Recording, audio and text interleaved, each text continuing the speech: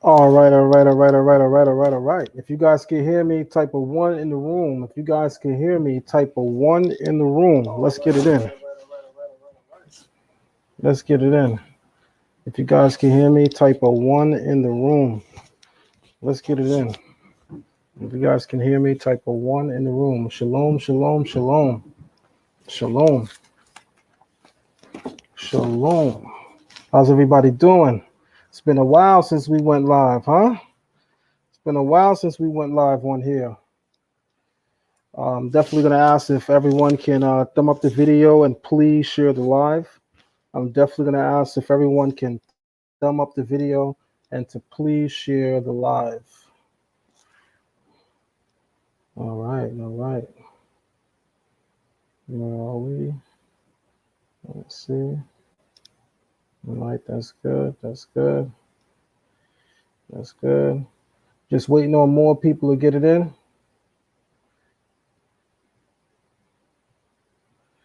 Just waiting on more people to get in so we can go live. If you can, family, share it. Hey, shalom, Morey Aharon. I see you. Shalom to you, Morey Aharon. Shalom, Michael Banks. I see you. Let me share the live on my social media as well. Let's try to get some people in here so we can get it in.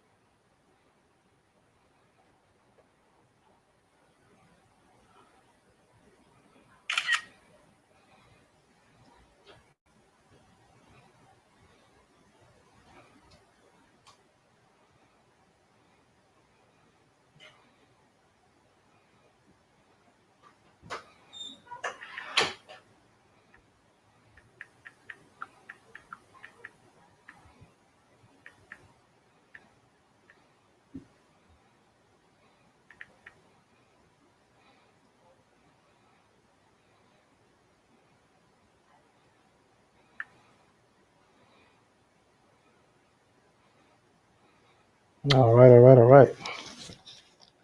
All right. What's going on in Israel? I missed a lot. I've been away from doing a live on YouTube for a while. So what I miss, family? What I miss? Who going crazy out here in these YouTube streets? Who's going crazy out here in these YouTube streets?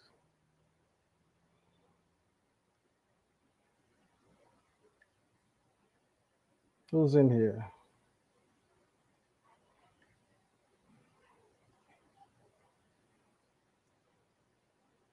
Got 23 people in the room. Thumb up the video, family. If you're in here, thumb up the video. If you're in here, thumb up the video. There we go. Here we go. All right. All right. So where you guys want to go in the Torah tonight? Uh, this week's Torah portion is Wayikra. Wayikra. We are in Leviticus chapter 1. We are in Leviticus chapter 1. That is this week's Torah portion. We can go into this week's Torah portion, or we can go into a freestyle discussion, whichever you guys prefer. I'm with it all. Whichever you guys prefer.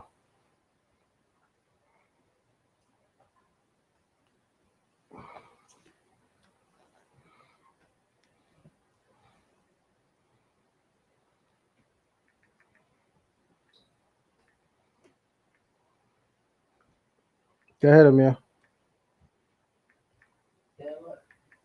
Go ahead. I know what you want to do. Go ahead.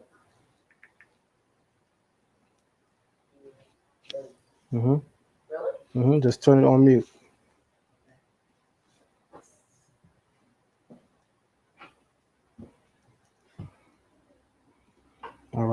right. As we're waiting for more people to jump in, I'm allowing you guys to pick the topic.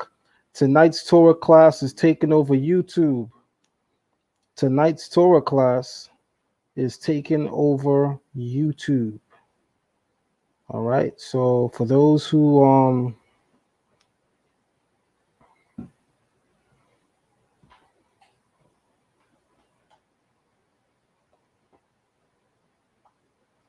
right.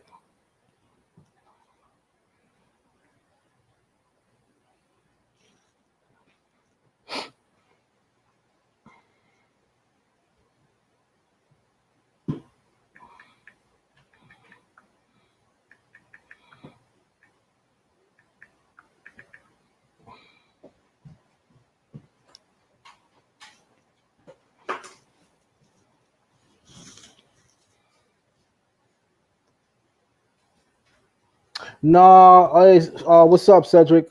No, I was having an issue doing that, man. So I just had to go on YouTube alone. I was having issues with Zoom. I was having issues with Zoom. For some reason, my camera wasn't connecting to Zoom. For some reason, my webcam wasn't connecting to Zoom. So that's why I decided to just do it on YouTube exclusively and not on both platforms. The original idea was to stream the class live on Zoom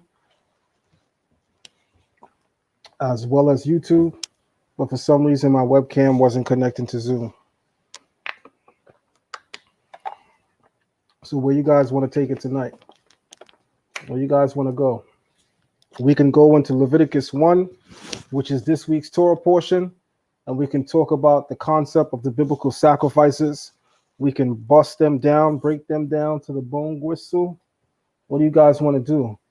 There are some topics in the chat room, guys. What you guys want to talk about this evening? Would you like to see me go into the book of Leviticus? Shalom all the way from Barbados, Israel. Shalom to you. Shalom to you all the way in Barbados. Barbados must be beautiful right now. Oh my, the weather.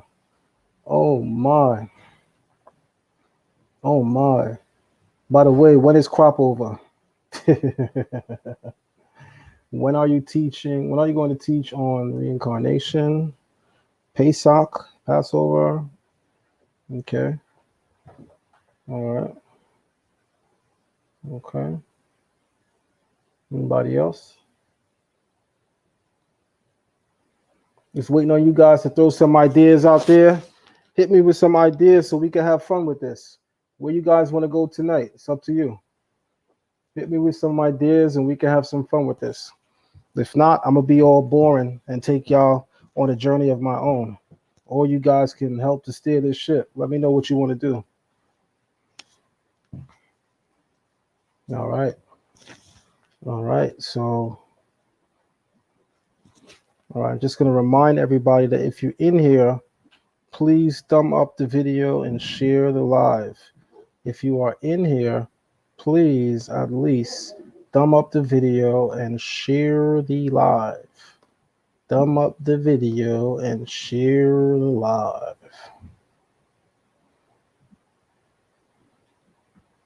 All right. All right. Looks like Leviticus is winning. So let's do just that. Let's do just that. So just so you guys know, for tonight and tonight only, our Torah class is taking over our YouTube for tonight only. I'm going to show you guys on YouTube how we do it in our Torah classes. If anyone is interested in our Torah classes, you can sign up by going to my Gmail. You can sign up by going to my Gmail. My Gmail is on the screen. It is on the screen. Thank you very much, Cedric. I appreciate you, brother. Got your donation. Thank you so very much. Thank you very much. All right. Let me make the screen a little bigger. Can you guys read the words? If the words are too small and you want me to blow the screen up, just tell me. If the words are too small and you want me to blow the screen up, just tell me.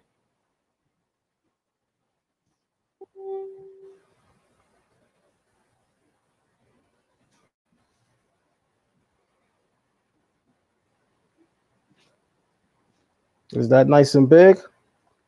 If that's perfect for you, type a 1. If that's perfect for you, type a 1. If you can see much better, type a 1. If you can see much better, i.e. much clearer, type a 1. All right. Shalom, David, all the way out in Las Vegas. I see, brother. Shalom to you. Shalom, Yochanan ben Israel. Shalom to you. All right. All right, let's get it in. Shalom, Mora Hannah. Shalom, Edna. Shalom, Sister Edna. I see you. Mora Edna. All right, let's have some fun with this. So here we go. This week's Torah portion, again, is Leviticus chapter 1. Leviticus chapter 1 is a very, very special chapter in the Torah. You guys are going to always hear me speak of the Torah and most of his chapters as being, if not all of it, all of it as being special. But then there are some that I especially love to highlight because they're not as dramatic as others. So because some chapters in the Bible are not dramatized as others, we tend to downplay them. And I want to tell you that's a horrible practice because you'll be missing a lot if you do that. You'll be missing a whole lot if you do that. So watch this.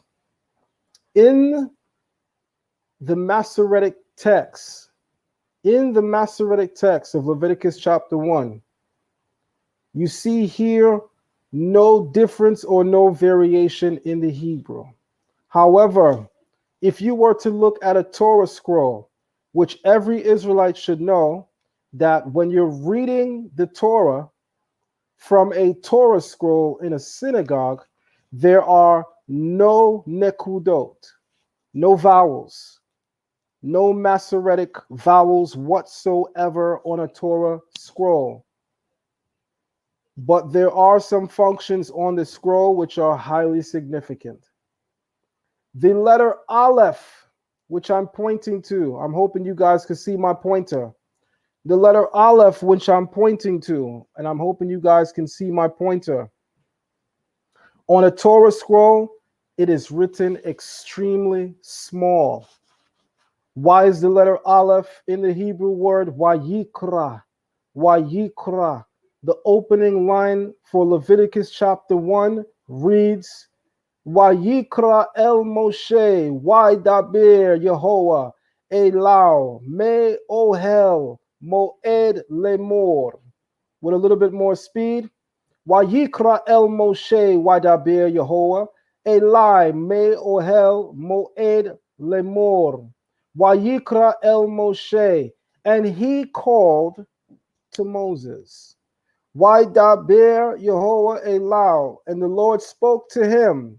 Me Ohel Moed Lemor, from the tent of meeting, saying. Now, again, on a Torah scroll, in the word Wayikra, which means and he called, Wayikra, coming from the verb kara, which means to call. In the word Wayikra on a Torah scroll, the letter Aleph is extremely small. It's extremely small. There are various letters on a Torah scroll and in the Masoretic text, which are either written extremely large or extremely small. And there are very specific reasons why that is done. Moses himself is the initiator of this act, by the way.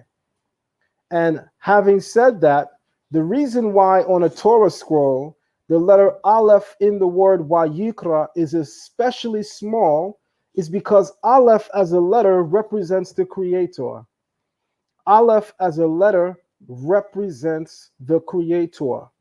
In the book of Jeremiah, chapter 3, verse 4, Jeremiah, and let me pull that up so you guys can see. I'm going to give you guys a really beautiful experience of what I say my Torah class is. We refer to our Torah class as the Show Me class, which means we don't say anything that we don't demonstrate. So let me show you something.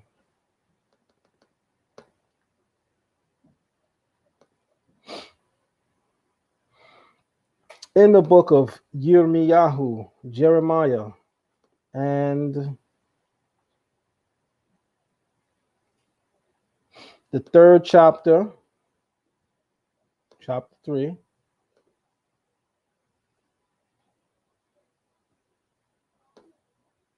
verse 4. Watch this.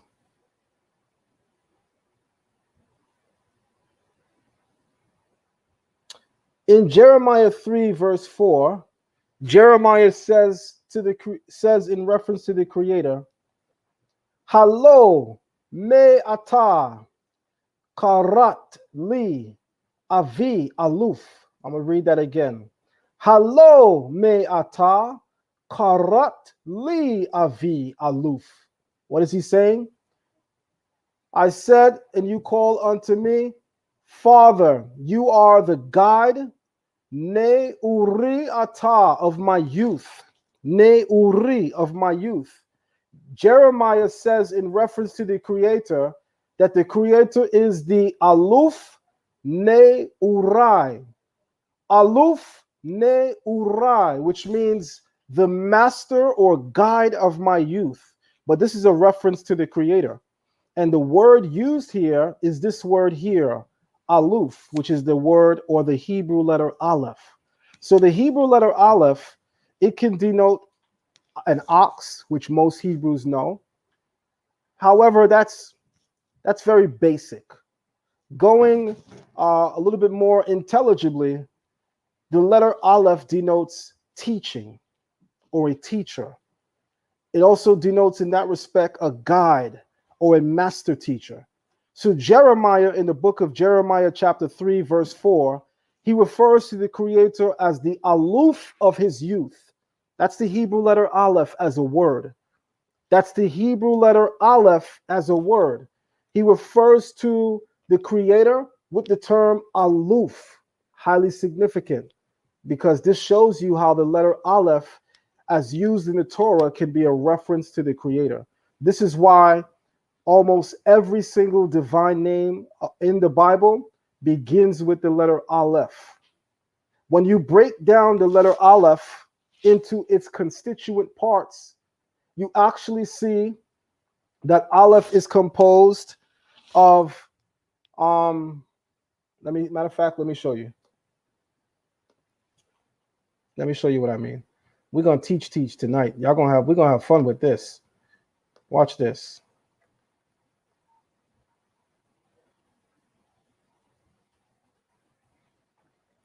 We're gonna have fun with tonight's class. Let me show you guys something.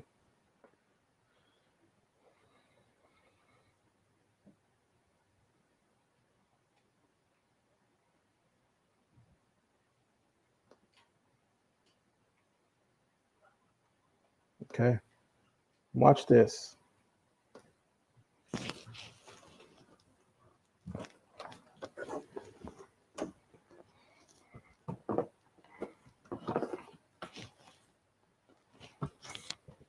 Okay.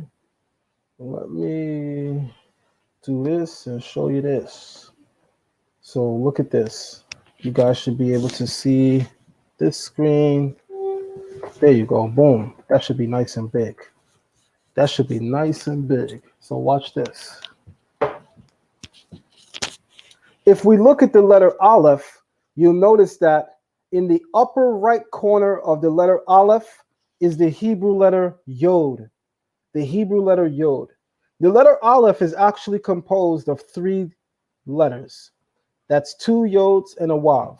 The upper right corner has a Yod, which has a numerical value of 10, as the letter Yod is the 10th letter in the Hebrew alphabet.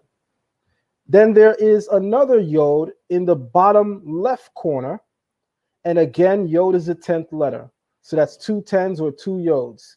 Then you have the Hebrew letter Wav down the middle, and that's the 6th letter of the Hebrew alphabet and also the numerical value of 6.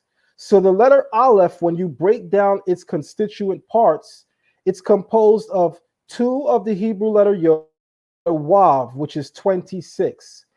Would make the letter Aleph, which we say is a representation of the Creator, that would make it perfectly equivalent to the Tetragrammaton. because the Tetragrammaton, the four-letter sacred name of the Creator appearing in the Bible, it also has a numerical value of 26. Yod being 10, Hey being 5, Wav being 6, Hey being 5, 10, 5, 6, 5, 26. So we know for a fact that the letter Aleph is a representation of the Creator. Don't forget that. We know for a fact that the letter Aleph is a representation of the Creator. Now watch this. It's going to get a little deeper. This is what we do in our Torah class, guys. Watch this. So going back to the word Wayikra, which is translated as "and he called," which is a reference to the Creator calling unto Moses from the tent of meeting. A reference to the Creator calling unto Moses from the tent of meeting. On a Torah scroll, the letter Aleph is written extremely small. Why is that? If the letter Aleph is written extremely small in the word Wayikra, that means you can easily just read it as Wayikar, meaning you could forget the Aleph is there. Wayikar means to happen upon. To happen upon.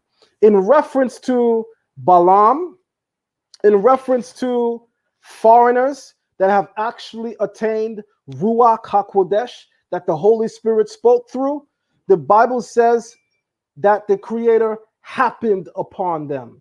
The word used in Hebrew is Wayikar or Yikar, which means to happen upon. So Moses, in his humility, instead of writing the letter Aleph with its normal size, he takes the letter Aleph and writes it extremely small so that it appears as if the Creator simply happened upon him or revealed himself to Moses by chance, of which our oral tradition says, why does Moses do this? This expresses the humility of Moses. Remember, we read in the book of Numbers, chapter 12, verse 1, that the uniqueness of the prophecy of Moses is that he is the most meek or humble man upon the face of the earth, so that there is no one in the world with more humility than Moses. And that was the key to the uniqueness and the greatness of his prophecy, which is a learning lesson. Moses' greatness, the key to his greatness was his humility. No prophet ever rose to the prophetic level and inspiration that Moshe Rabbeinu, Moshe or Moses, our teacher, rose to, simply because of the extreme, exalted, and high level of the humility implicit within the spirit of Moses. This man was so humble that as he's penning the Torah, instead of writing "and he called" with the letter Aleph with a normal size, he takes the letter Aleph and writes it extremely small so that it can easily or mistakenly be read as God happened upon him. Why?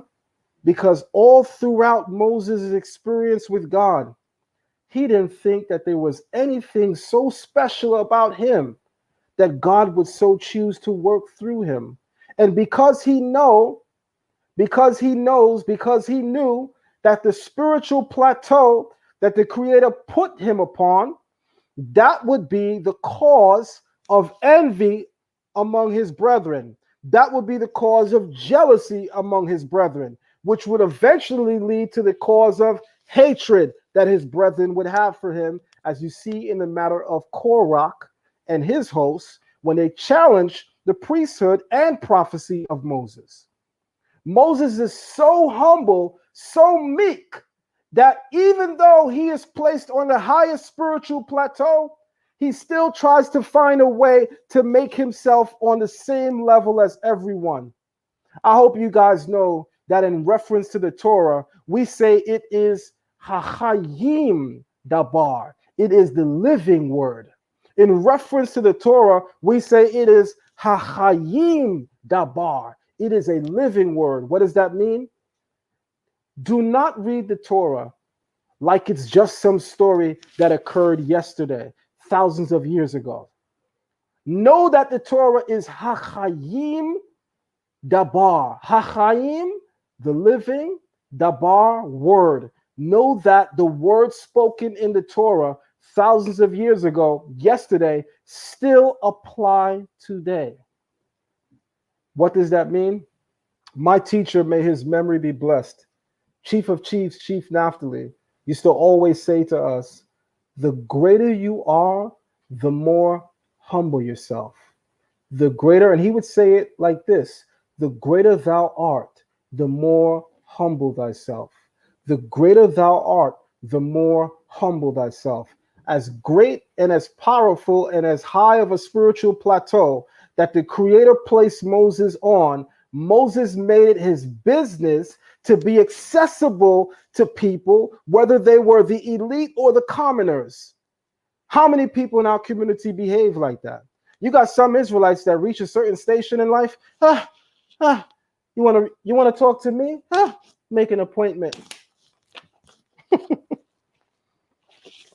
You got Israelites that are so full of themselves, ego-wise. You want to communicate with me? I got a secretary for that. Not so his servant Moshe. Moses was so humble that he broke bread with the priests and the servants. In fact, he's so humble that the title that he's given that sets him apart from all of his peers is the meekest title anyone can have, yet simultaneously the greatest title one can have. What does the Bible refer to Moses as? Eved El, the servant of God. Israelites come into this way of life and say, I'm going to name myself King such and such. What's your name, Ak? Lion Zion of Iron. What's your name, Ak? Ari. What that mean? Lionel. What, you a Thundercat? Israelites is funny, boy. Won't bust a grape, but your name is Lionel in Hebrew. Huh?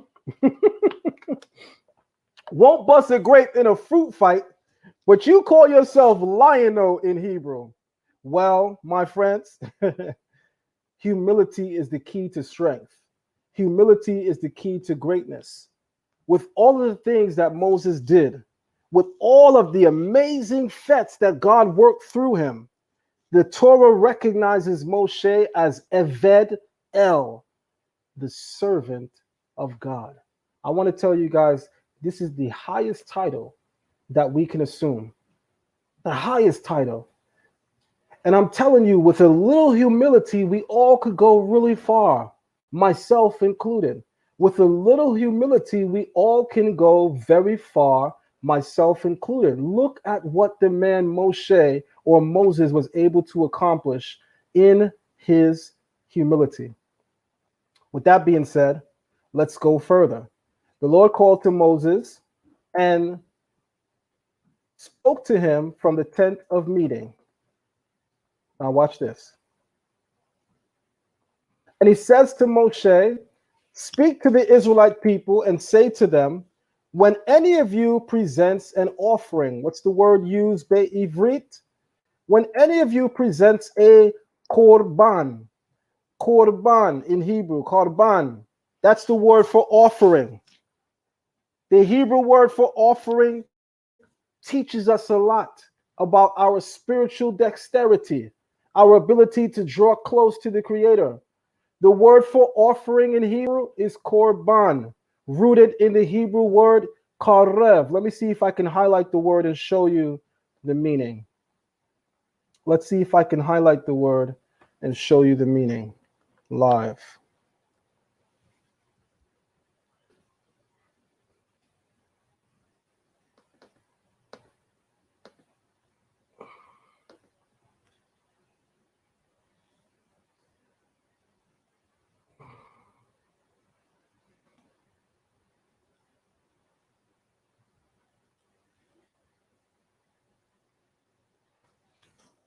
There we go.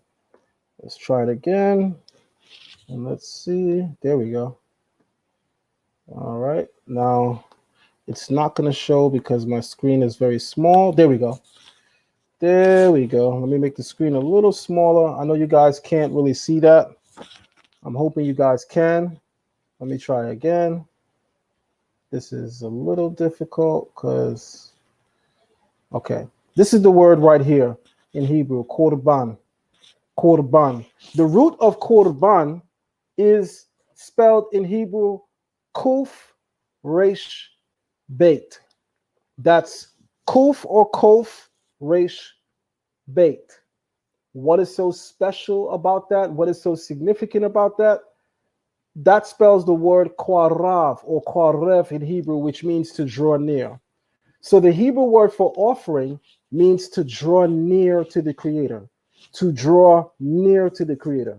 There are people that actually think that the sacrificial system was designed to alleviate sin. That's not the case. If that's the case, then that would be the first thing we see. If the premise, point, and aim of the sacrificial system was to alleviate or get rid of sin, then that we should see that as the first description for the sacrifices. However, you'll notice that from the opening chapter of Leviticus chapter 1, the offerings that are presented have nothing to do with sin. This is not a sin offering. A korban is brought by someone who is already doing what the Creator says to do, but wishes to show the Creator the extent of their zeal. You are always on my mind. I want to show you in the best way possible, which is following your will, because we can't carve our path to the Creator, because they say the road to hell is paved with good intentions. So with all your good intentions, you can't make sugar honey iced tea up. Yep, that's how I talk in my class. You can't make sugar honey iced tea up and expect that the Creator is going to follow it. No, you have to follow what the Creator says. And in following what the Creator says, that's how we become greater. So in following this, this is a person who is already righteous, on the righteous path, doing that which is right. And they're bringing a korban to broaden their interaction with the Creator and solidify it even greater. It has nothing to do with sin, as you guys are about to see. Let's continue. When any of you presents an offering of the Lord, offering of cattle to the Lord, he shall choose his offering from the herd or from the flock. And it says, if his offering is a burnt offering, which in Hebrew is an olah from the herd, he shall make his offering a male without blemish. He shall bring it to the entrance of the tent of meeting for acceptance in his behalf before the Lord. Now, this is significant too. Let me highlight this. This word here, olah, watch this. Olah in Hebrew means an ascent. Olah in Hebrew means an ascent. In fact, when someone immigrates to the land of Israel, or when someone repatriates to the land of Israel, that's called making an aliyah. Making an aliyah, which is the Hebrew word for ascent. Some of you are probably thinking, wait, Aliyah, that sounds like the R&B singer's name. Yep, her name is actually Hebrew, Aliyah. Aliyah, beautiful, beautiful name. It means to ascend or an ascent. When we immigrate or repatriate back to our native land, that's called making aliyah. Aliyah. The root of that is olah or Allah. Olah or Allah. Allah, spelled with an ayin, means to ascend. To ascend. So this type of offering is brought to further extend our respect, our love, and our reverence for the Creator. It's causing us to rise to an even higher spiritual plateau. This offering is not brought by the sinner. This offering is brought by a righteous person that wants to show the Creator that they deeply desire to ever draw close to Him. And they're saying in this moment, with this offering, what else can I do? Here is something of great value. I want to take it and I want to offer it unto you. What does that even mean? Is this for the Creator? I want us to really think about it. I'm going to really teach you guys Torah in this session, because some of us really don't understand the sacrificial system. So let me say this to you. And I'm also saying this in humility. I hope no one takes an offense to this. The Creator doesn't need or desire the sacrifice. The Creator says in the Torah, the cattle upon 1,000 hills belongs to me. What do I need with your sacrifices? The Creator neither eats your sacrifices, nor does he partake of it. The sacrifices placed on the altar are given to who? The priests, the Levites. The priests, the Levites. So when we present our offering to the Creator, in essence, we are presenting our offering to those who he placed in service to serve us. I'm going to say that again in case you missed it, because this is powerful. When we present our offering to the Creator, in essence, what we are doing, because the Creator is not eating it, he is not partaking of it, the Levites are. So when you present your offering to the Creator, in essence, what you are doing is you are presenting your offering to those who the Creator put in place to serve you, because that's what these men are there to do. The Levites have no portion in the land, except that the Creator designated various portions in the land where they can live. But it still means they don't have an occupation apart from the service of the Creator. So how are these men of God taken care of? By the people. I'm going to say that again. How are these men of God taken care of? By the people. Very important point, because some people really don't get it. Some people feel as if, man, I'm a support, man. You know, I'm gonna watch a couple videos, man, but I ain't gonna send that brother no money, man. I mean, come on, man. I came out the Christian church, but Zion asking for donations. Zion got his Cash App, he got his PayPal, Divine Prospect, and you know all these people. They got their PayPal and their Cash App. Man, I feel like I'm giving the pastor pork chop. No, you're not, because first and foremost, don't fix your face to disrespect us, because we definitely ain't feeding you no pork. That's number one. Number two, common sense should tell you, if you follow the model of the Torah, what the Torah is essentially demonstrating for us is that those who dedicate their life to the service of the Creator by servicing the community, by giving the community everything that it needs to thrive and function as a community intellectually, that means as a community, we have to support those people. Not sure how people don't get it. Not to the extent that we pulling up in Mercedes and y'all on the bus, because that's crazy. That is crazy. Not to the extent that Zion pops out a year or two from now with a private jet talking about hit the Cash App and the PayPal. Nah, bro. If you got a private jet, you got enough Cash App and PayPal for a couple years. Go cash that goddamn. Don't get me started. Y'all know I want to cuss. If you have a jet, you're not asking the people for no more money, because with that jet, go cash that goddamn check in and use that to feed yourself for the next couple years. So we're not talking about abusing the people when we remind the people that the people are supposed to be supporting those in place. But the point is still clear. Don't leave the Christian church with the mentality that I ain't supporting nobody, because that sounds like the Christian church all over again, because you're hustling backwards with that mindset. You are supposed to take care of those who service the community. If we're not doing that, then I ask, what in the hell are we doing? I had a brother reach out to me, no lie, and I'm going to keep it so true with you.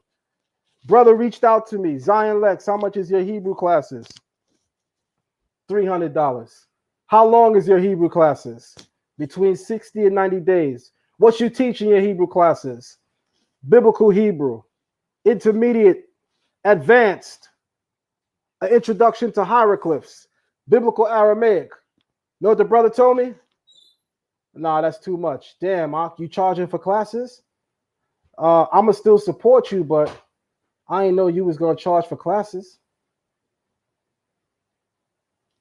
I'm looking at my phone like, because maybe I'm seeing it wrong. He said, that's too much. Apparently, he don't know that when you go to college, biblical Hebrew automatically is over $1,000 as a college accredited course. When you take the course online with most places, you're spending upwards of $700. And they're just teaching you the beginning, like the basics. Anybody that takes a Hebrew class with me know you getting a whole, man, listen, you getting a PhD's worth of information in our classes. You're learning biblical Hebrew. You're learning biblical Aramaic. You're learning hieroglyphs. But it gets better, y'all. Because the very next day, I got to see why the brother regarded my class as too expensive. Because he just posted a pair of the Jordan 3s, which he bragged he spent about $400 for. So apparently there was more value placed on getting the Jordan 3s, which cost him foreign change, than taking a Hebrew class that would stop him from saying Shalom. Oh, I'm with all the smoke tonight. I'm with all the smoke tonight. So because you value the Jordan number 3s over taking my Hebrew class, you're going to continue going out there talking about Shalom, sounding crazy as hell to anybody that knows Hebrew. Or some of y'all know I don't play when I'm raw. Some of y'all know I do not play when I'm raw, but let's keep going.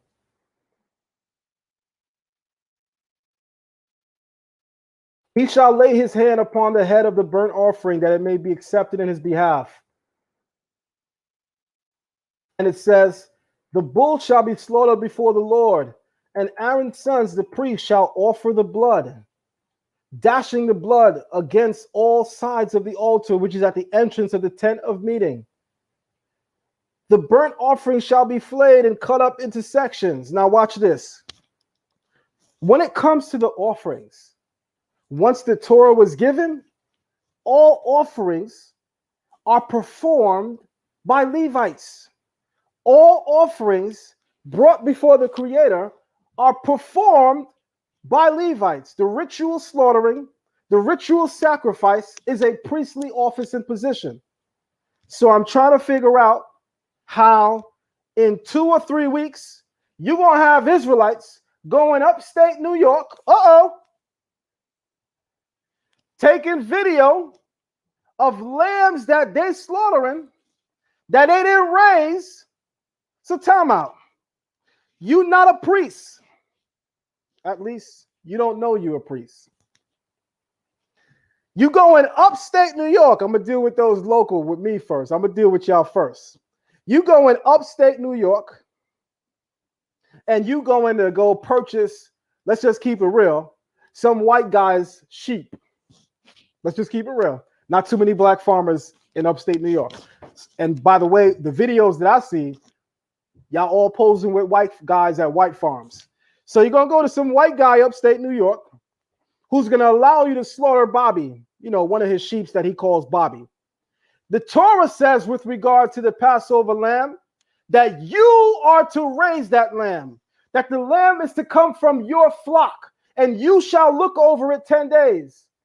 So how the hell are you driving a couple hours upstate New York to go purchase a whole lamb that was raised by the same people that put ropes around your parents' necks?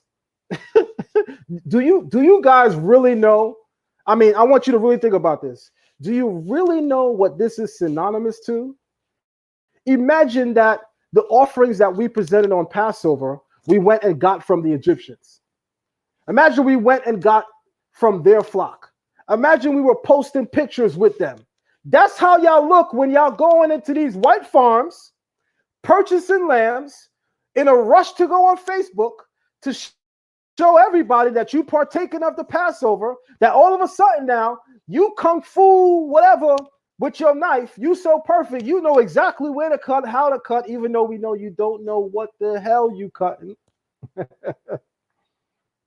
and you posing with the same people that put ropes around your ancestors' necks.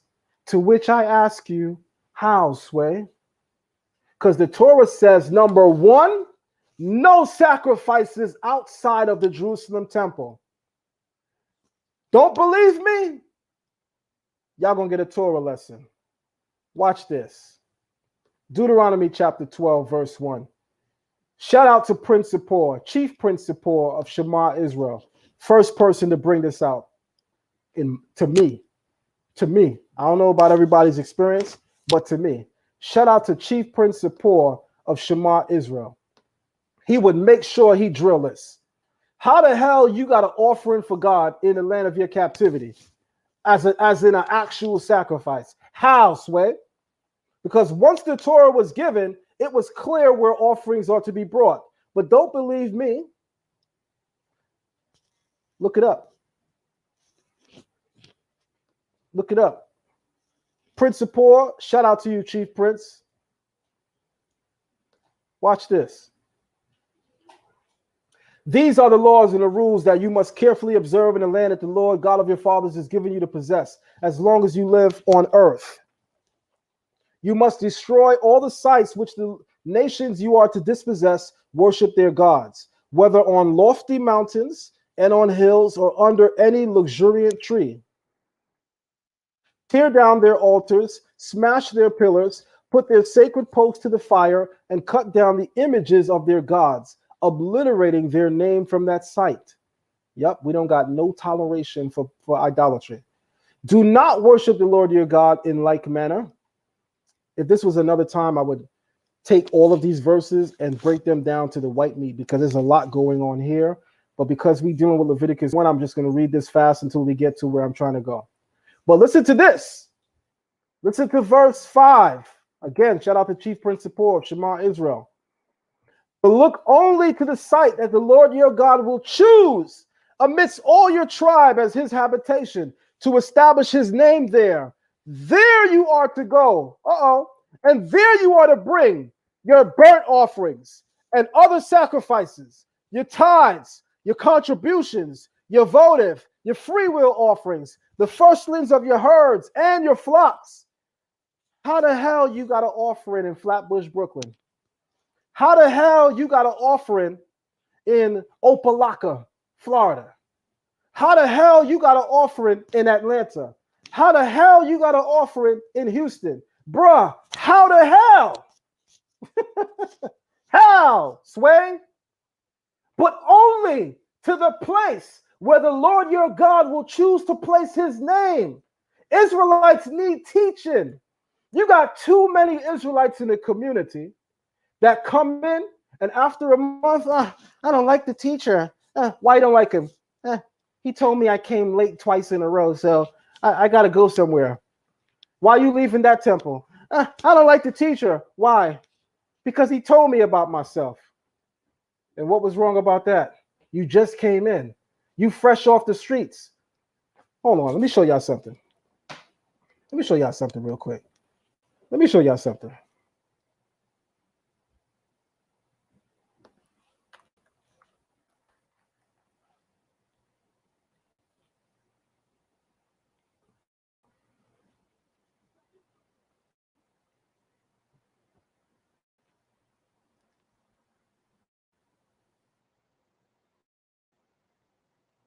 What's my man on Instagram, man? What's my man Fresh Out? Huh? What's my man Fresh Out? What's his name on Instagram, guys? What's Fresh Out? What's his name on Instagram? Let me show y'all something. Israelites, some Israelites be crazy with it. Let me show y'all something. What's Fresh Out's name on Instagram, guys? Anybody know?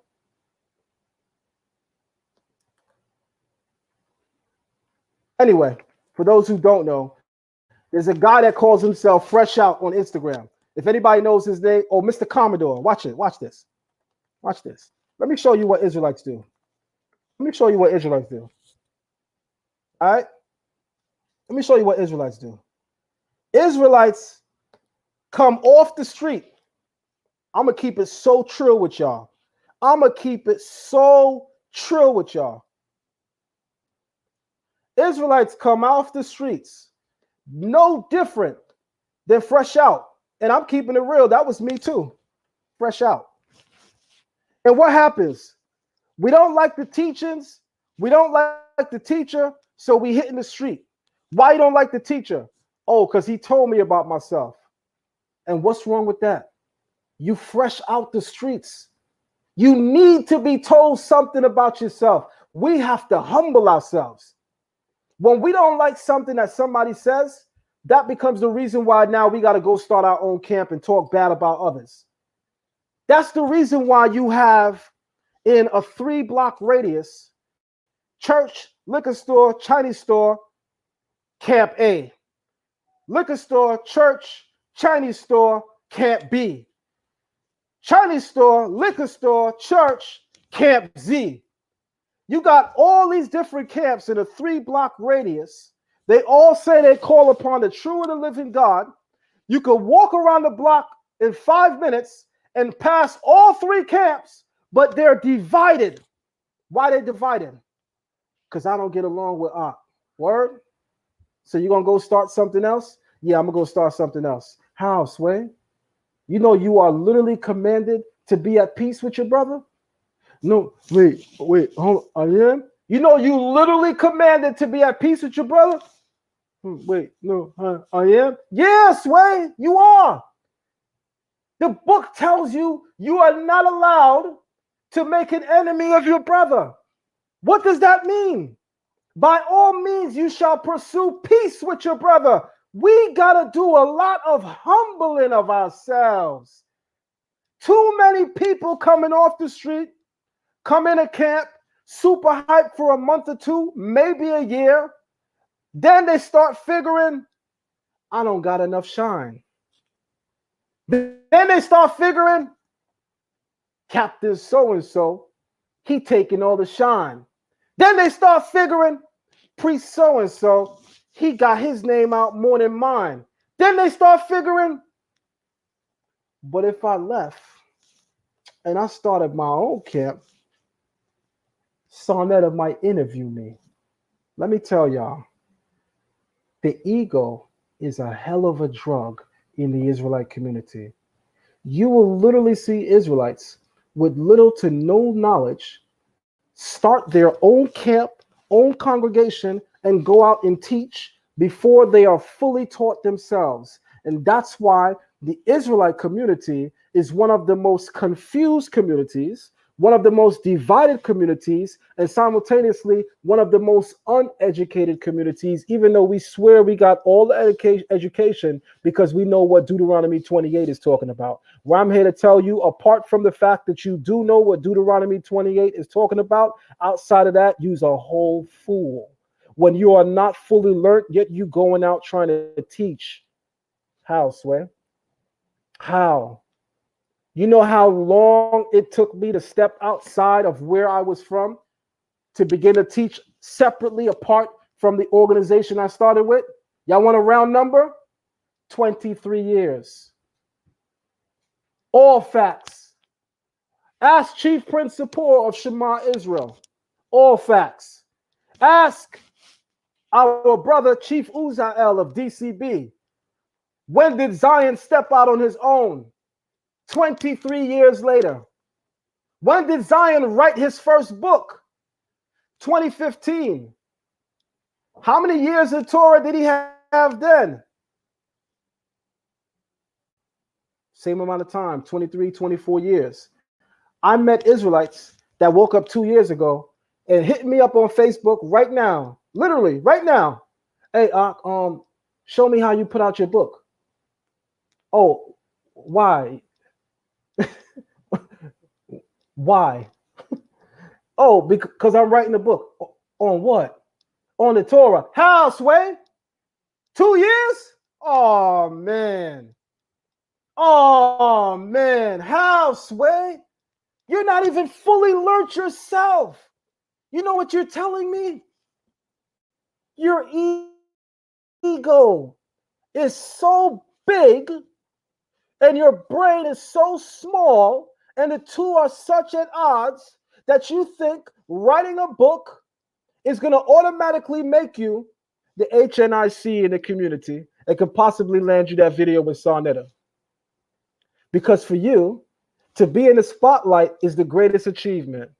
Let me tell y'all something about this spotlight. It's not something you want. And let me tell you something about this spotlight. Many people who occupy it will tell you, I wish I never did. Anybody that signs up to save the world is not a superhero. Because no superhero ever wanted to job. And that is the true measure and test of a real person called by God and chosen by God. It's usually the people that don't want the office who really deserve it. And it's the people who really want it that don't deserve it. Because the people who want it for all the wrong reasons. And the people who don't want it, they're actually showing their humility, which is why they deserve it, because of their humility. Let's move on.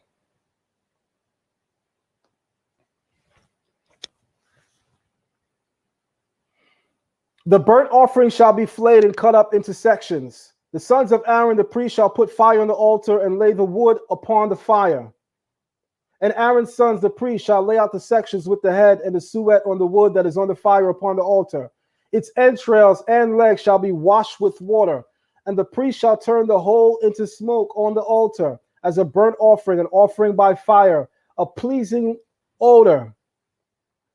If his offering for a burnt offering is from the flock of the sheep or of the goats, he shall make his offering a male without blemish. It shall be slaughtered before the Lord on the north side of the altar on Aaron's son. The priest shall dash his blood against all sides of the altar. When it has been cut up into sections, the priest shall lay them out with the head and the suet on the wood that is on the fire upon the altar. The entrails and the legs shall be washed with water. The priest shall offer up and turn the whole into smoke on the altar. It is a burnt offering, an offering by fire of pleasing odor to the Lord. If his offering to the Lord is a burnt offering of birds, he shall choose his offering from turtle doves or pigeons. The priest shall bring it to the altar, pinch off its head, and turn it into smoke on the altar. Its blood shall be drained out against the side of the altar. He shall remove its crop with its contents and cast it into the place of the ashes at the side of the altar. The priest shall tear it open by its wings without severing it, and turn it into smoke upon the altar, upon wood that is on the fire. It is a burnt offering, an offering by fire of pleasing odor to the Lord.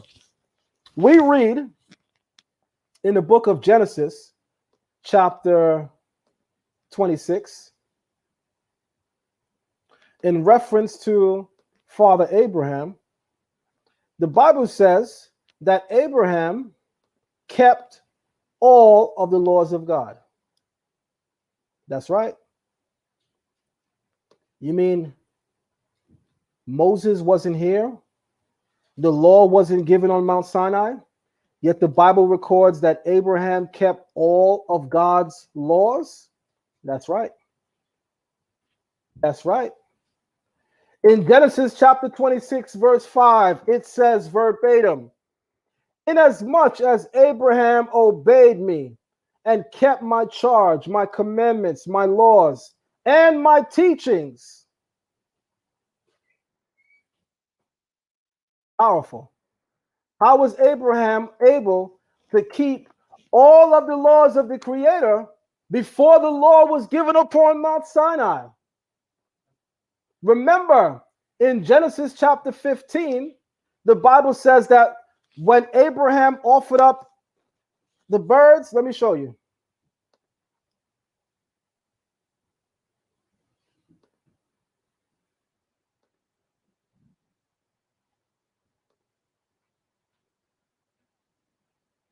Matter of fact, let me open up a separate window because I still want that one open.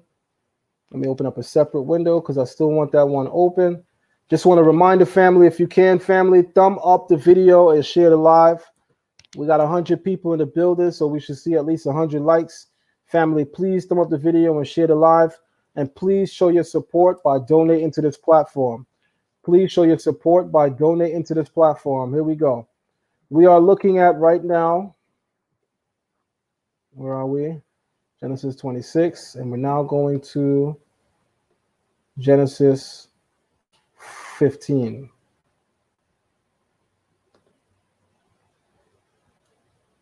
Thumb up the video and share the live, family. Moderators, please. Can you put the link up? Thumb up the video and share the live, family. Thumb up the video and share the live. Copy and paste the live. If you can, moderators, can you please place the link to the live in the chat room so that everyone can share the link? All right. The Creator revealed to Abraham that he was going to be a father. And it says, sometime later, the word of the Lord came to Abram in a vision, and he said, "Fear not, Abram, I am a shield to you. I am a shield to you. Your reward shall be very great."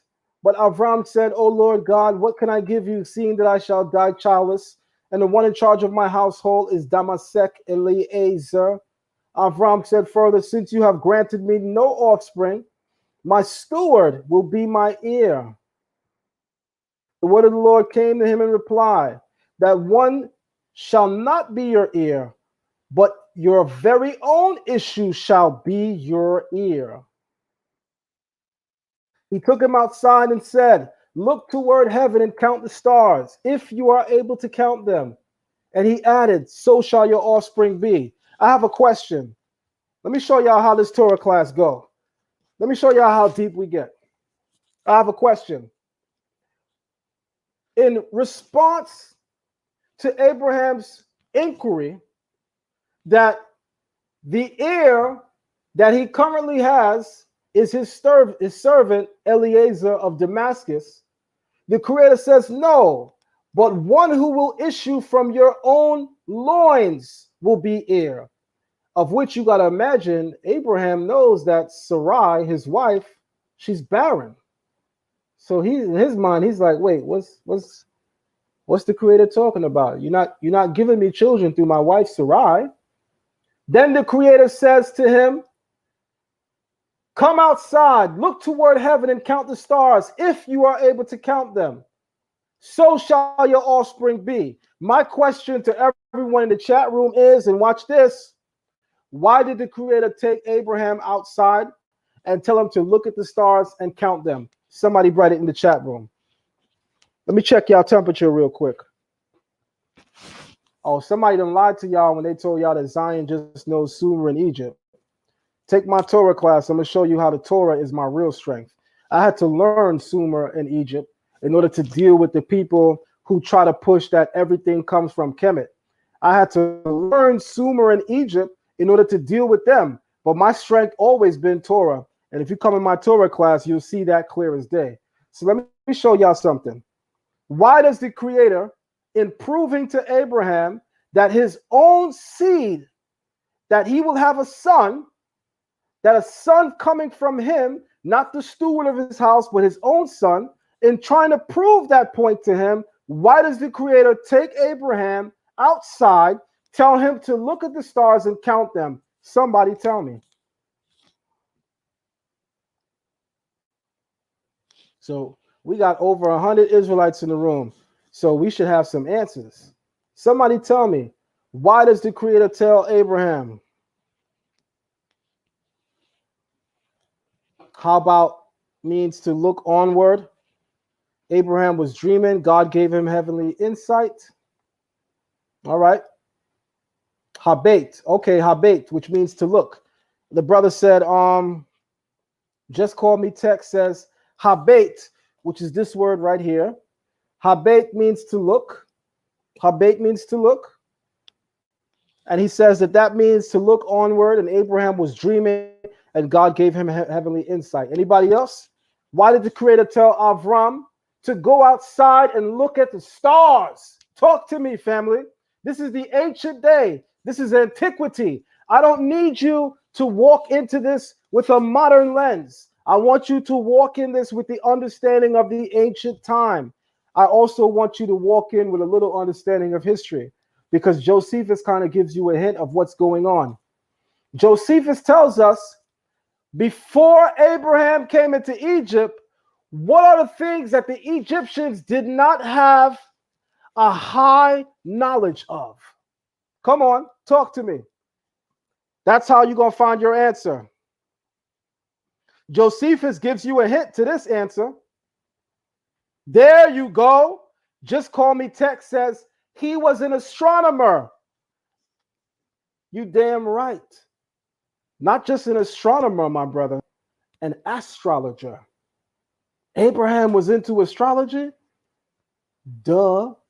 Guys, did y'all forget where Abraham came from?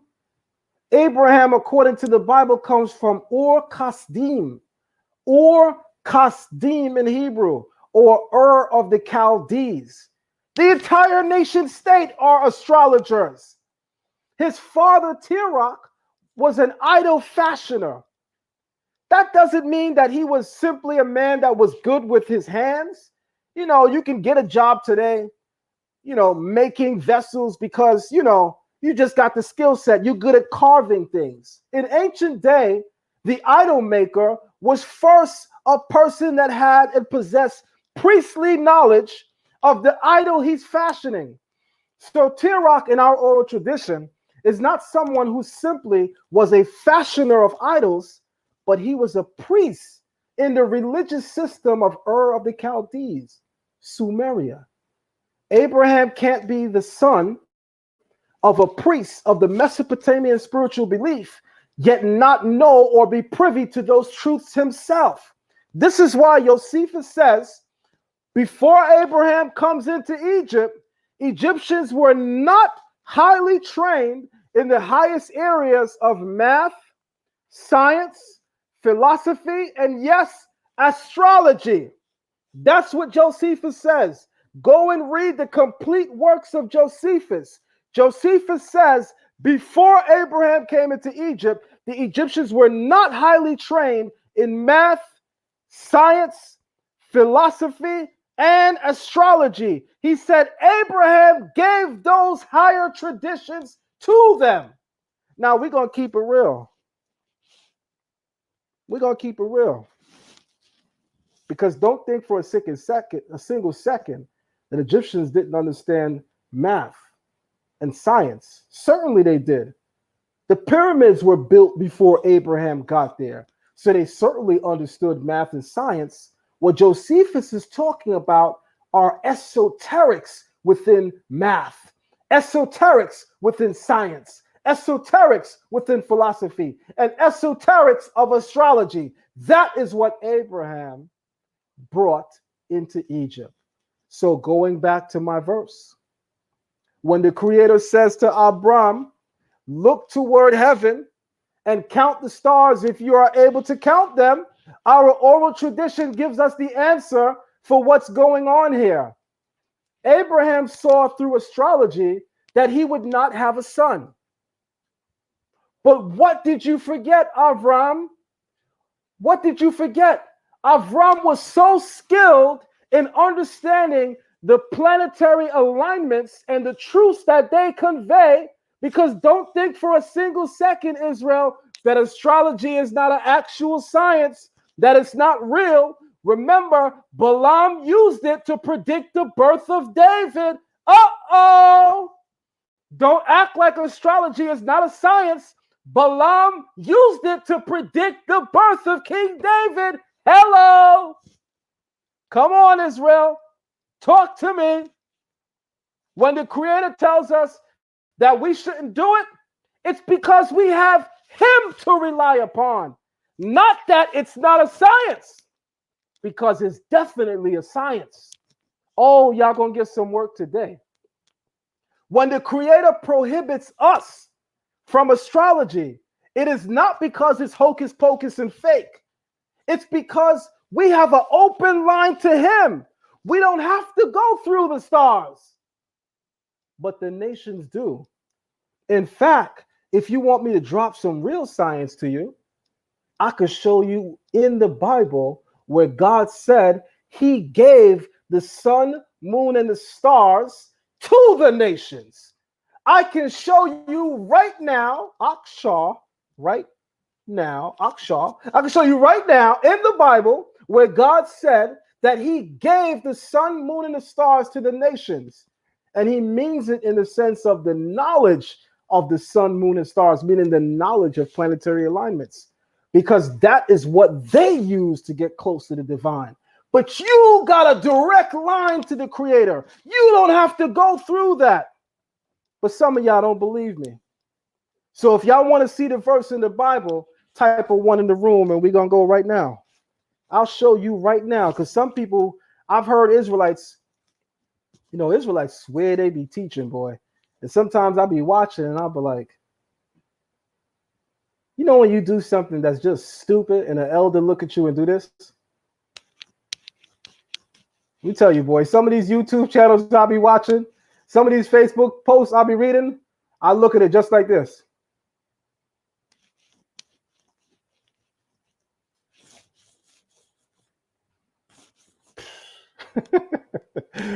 Facts. I'm not even lying, y'all. I'm so serious. And I know some of you do that too. I know some of you see some of the nonsense online and be like, you setting us back a whole 10,000 years with that post right there. Really? Really?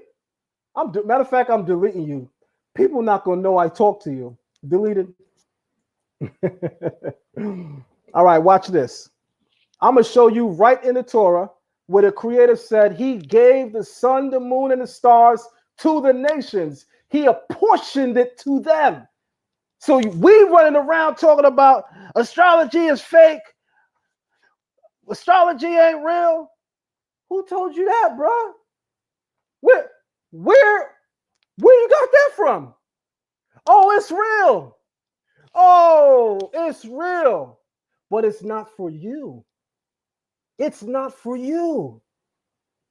But you don't got to believe me, because y'all getting access tonight to our Torah class, which we call the Show Me class. And that's what I'm going to do. I'm going to show you better than I could tell you. Watch this.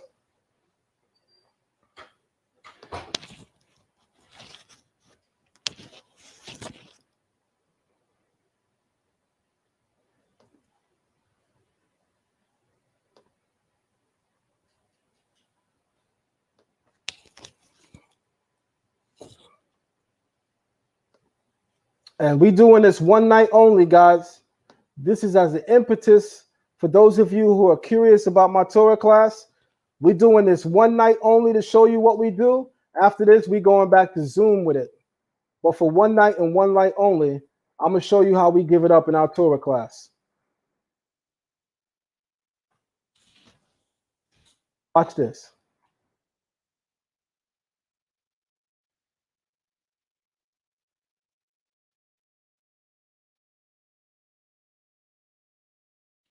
Now, this is important. We're going to start at verse 12.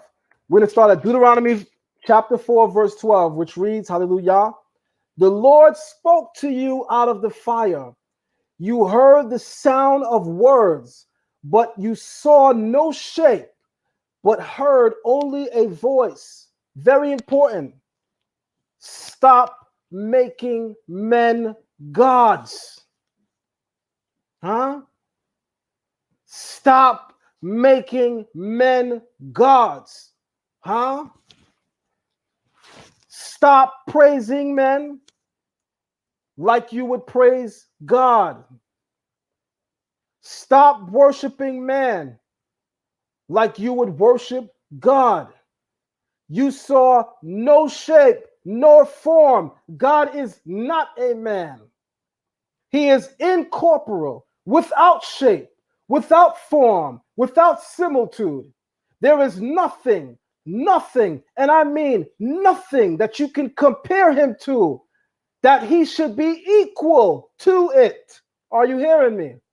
Throw some fire emojis in the room if we got respect and, more importantly, reverence for our Creator, fear for our God.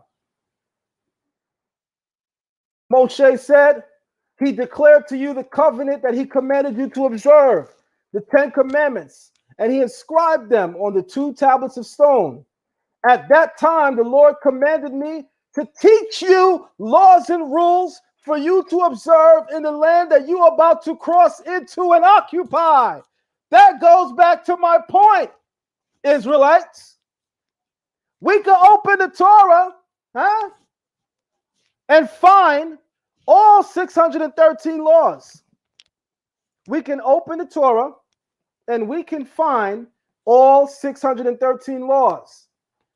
But my question to you, Israel, my question to you, Israel, where can we find, Israel, where can we find Moses' teachings on the laws? Because what did we just read? At that time, the Lord commanded me to teach you laws and rules for you to observe. Yes, this book contains all 613 commandments. Facts. But where are Moses' teachings on them? Because if you don't got that, you don't got Torah. You just got the 613 commandments. I hope y'all understand the difference. I'm going to bring it back for a second. Watch this.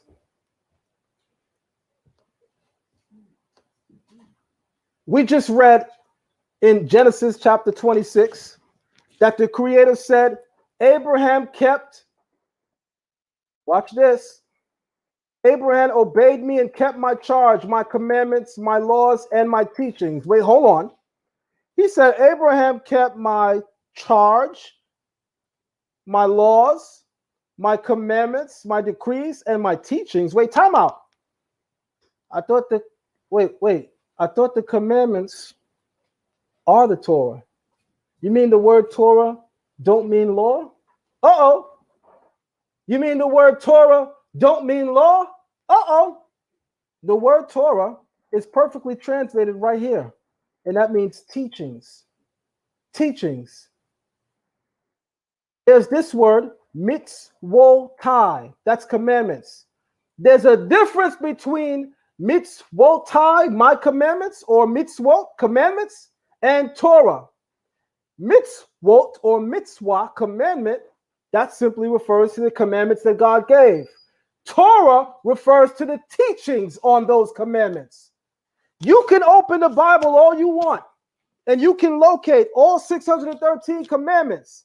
But if you can't show me where Moses' teachings on every single commandment are, I can tell you right now, you don't got the Torah.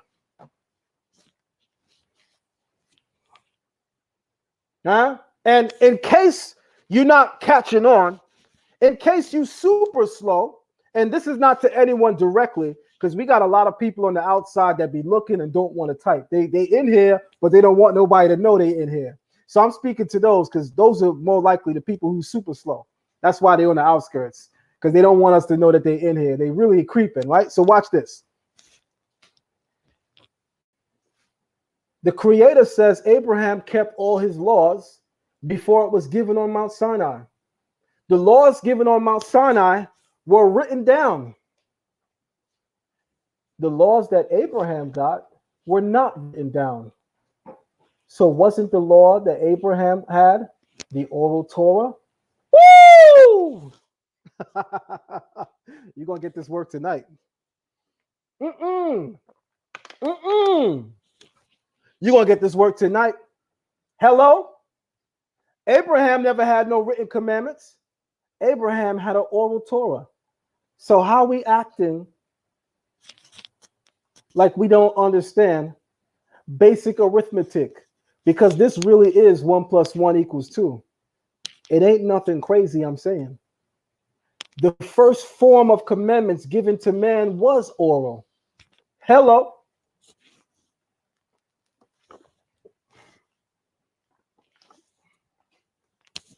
Let me show you something else.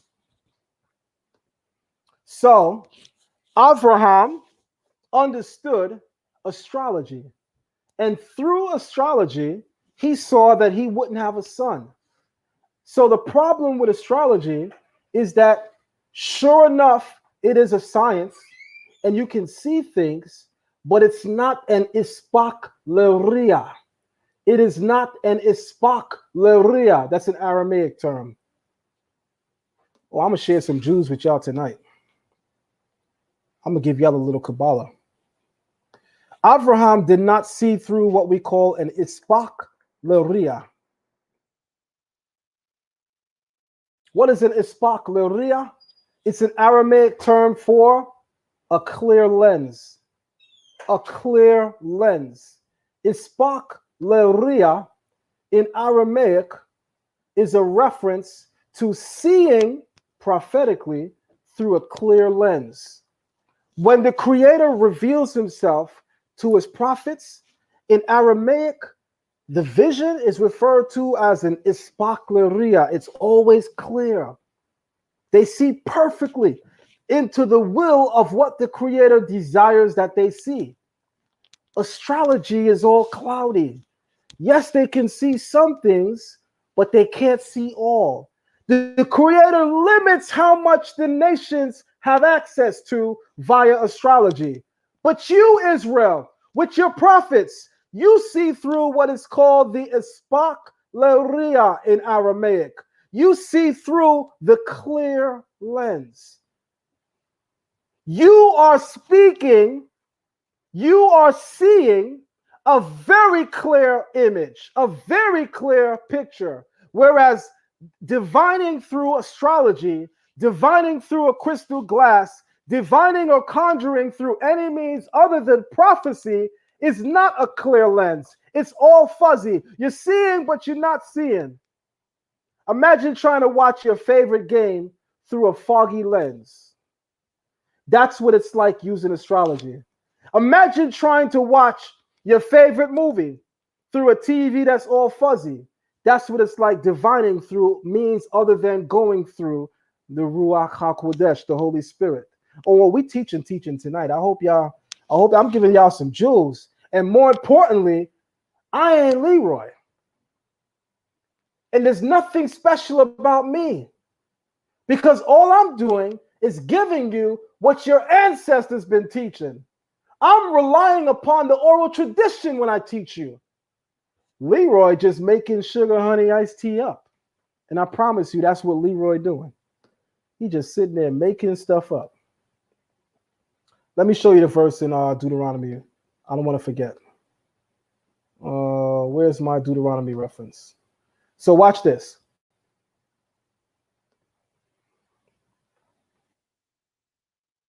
The Creator said, at that time, the Lord commanded me to teach you laws and rules for you to observe in the land that you're about to cross into and occupy for your own sake. Therefore, be most careful, since you saw no shape when you saw the Lord your God spoke to you at Horeb out of the fire. I could break that down, but I'm going to hold back. Not to act wickedly and make for yourself a graven image in the likeness of whatever, the form of man or woman. I wish I could unpack that for you. Because why they mention woman in trying to represent the Creator? That's a conversation, y'all. Let me move on. The form of any beast on earth, the form of any winged bird that flies in the sky, the form of anything that creeps on the ground, the form of any fish that is in the waters below the earth. And when you look up to the sky, listen to this, and behold, the sun, the moon, the stars, all of the heavenly hosts, you must not be Lord in bowing down in serving them. These the Lord your God allotted to the peoples everywhere under the heavens. Hello, we hear in Deuteronomy chapter 4, verse 19, the Creator says the sun, the moon, the stars, and all of the heavenly hosts, these are the constellations, by the way, He gave to the nations as their inheritance, which means, Israel, He gave them astrology as a means to be able to see things. Yes, it's a reality. Yes, it's a reality. If y'all want me to break this down to the bone gristle, I'll open up one more for you. We're going to go to Genesis. We're going to go to Genesis chapter 1. We're going to go to Genesis chapter 1. If y'all enjoying this, man, light this room up. Light this room up if y'all enjoying this. We're going to go to Genesis, man. We're going to go to Genesis. Y'all should know where I'm going. I'm going to Genesis 1:14. Let me show you something. Leroy don't know what he talking about. And that's why Leroy walking around talking about Shalom. Shots fired. Watch this.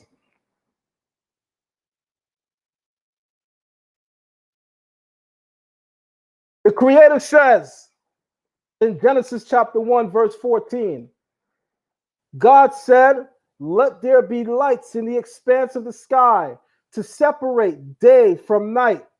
Listen to this. They shall serve as signs. Let me read this Be'ivrit. Watch this. I'm going to read this in Hebrew. Wayomer Elohim, and God said, Yehi me'orot be'rakia. Let there be me'orot, lights, be'rakia, in the sky of the heavens, Hashemayim, lehavdil, to separate, bain, between, hayom, the day, ubain, and between, halayla, the night, we hayu leotot, and they shall be as signs, ul moedim, and seasons, ul yamim, and for days, way shanim, and for years. So time out, because when you reading this in English, you way off, and that's why y'all way off. When you reading this in English, you way off, and that's why y'all way off. You gotta read it in Hebrew, because the way it's worded in English, you would think that he's saying that the sun, the moon, and the stars are for signs of the days, the seasons, and the years. And that's not what he's saying when you read it in Hebrew. The English translators are translating it like the Creator is saying that the sun, moon, and stars are for signs of the seasons, the days, and the years, as if the sun, moon, and stars are signs that tell us when the seasons appear, when the days are, and when the years are. And that's not what it says in biblical Hebrew. It says in biblical Hebrew, they shall be for signs, period, and seasons, and days, and years. The first thing he said that they shall be is signs. He does not say that they shall be signs for the seasons, or signs for the years, or signs for the days. He says they shall be for signs. They shall be for seasons. They shall be for days. And they shall be for years. Huge difference. Hello. Uh-oh. Uh-oh. Uh-oh. Talk to me. Huh? Talk to me. If we cook it with fire tonight, light this room up. Talk to me. This is why learning biblical Hebrew is so important. Because people are going to come here and be like, that's astrology is it's wicked, it's wrong. God gave the sun, the moon, the stars. He gave it to tell what seasons we're in. He gave it to tell what a day is. He gave it to tell. Shut up. Shut up. and learn Hebrew, man. And learn Hebrew. Y'all don't understand how, the Bible is so true. King Solomon says in the Proverbs, much knowledge is vexation of spirit. Much knowledge is vexation of spirit. Because when you know a lot and you're exposed to so much ignorance, man, you be wanting to smack people left and right like, please shut up. You setting us back 1,000 years with the ignorance you teaching. You literally don't know what you're saying. So you should pass the mic and allow people that do know what they're saying to teach. There's a lot of people in the Israelite community with famous names, with a lot of following, that don't know what they're saying. I'm trying to be nice. I tell you those that I respect. Y'all know who I respect. I freely say their name all the time. So if it don't apply, let it fly. Y'all know who I'm not talking about, because I always big up the people who I regard as teachers. But y'all for damn sure know who I am talking about. There's a lot of people with huge followings screaming with huge... Let me calm down, man. So it says in Genesis 1:14 that the sun, the moon, and the stars shall serve as signs. Then it says, and for seasons, and for days, and for years. Not that they shall serve as signs for the foretelling of seasons, for the foretelling of days, and for the foretelling of years. That's a totally different anomaly. He does not say that. He does not say that the sun and the moon and the stars are signs that indicate when the seasons come, when the days come, and when the years come, because last time I checked, the moon don't tell you when a day begins. The last time I checked, the moon don't tell you the day to begin. The last time I checked, the constellations don't tell you when years begin. So clearly there's a difference here that people are not paying attention to. I said a lot. Let me move on. Let me move on. Let me just tell y'all something, man. These classes, boy, these classes would move y'all. Let me tell you, these classes would move y'all. We're in Leviticus chapter 2. Watch this. It says in Hebrew, we nefesh ki takriv korban minka. When a soul brings an offering of meal, time out. That's not what it says, Zion.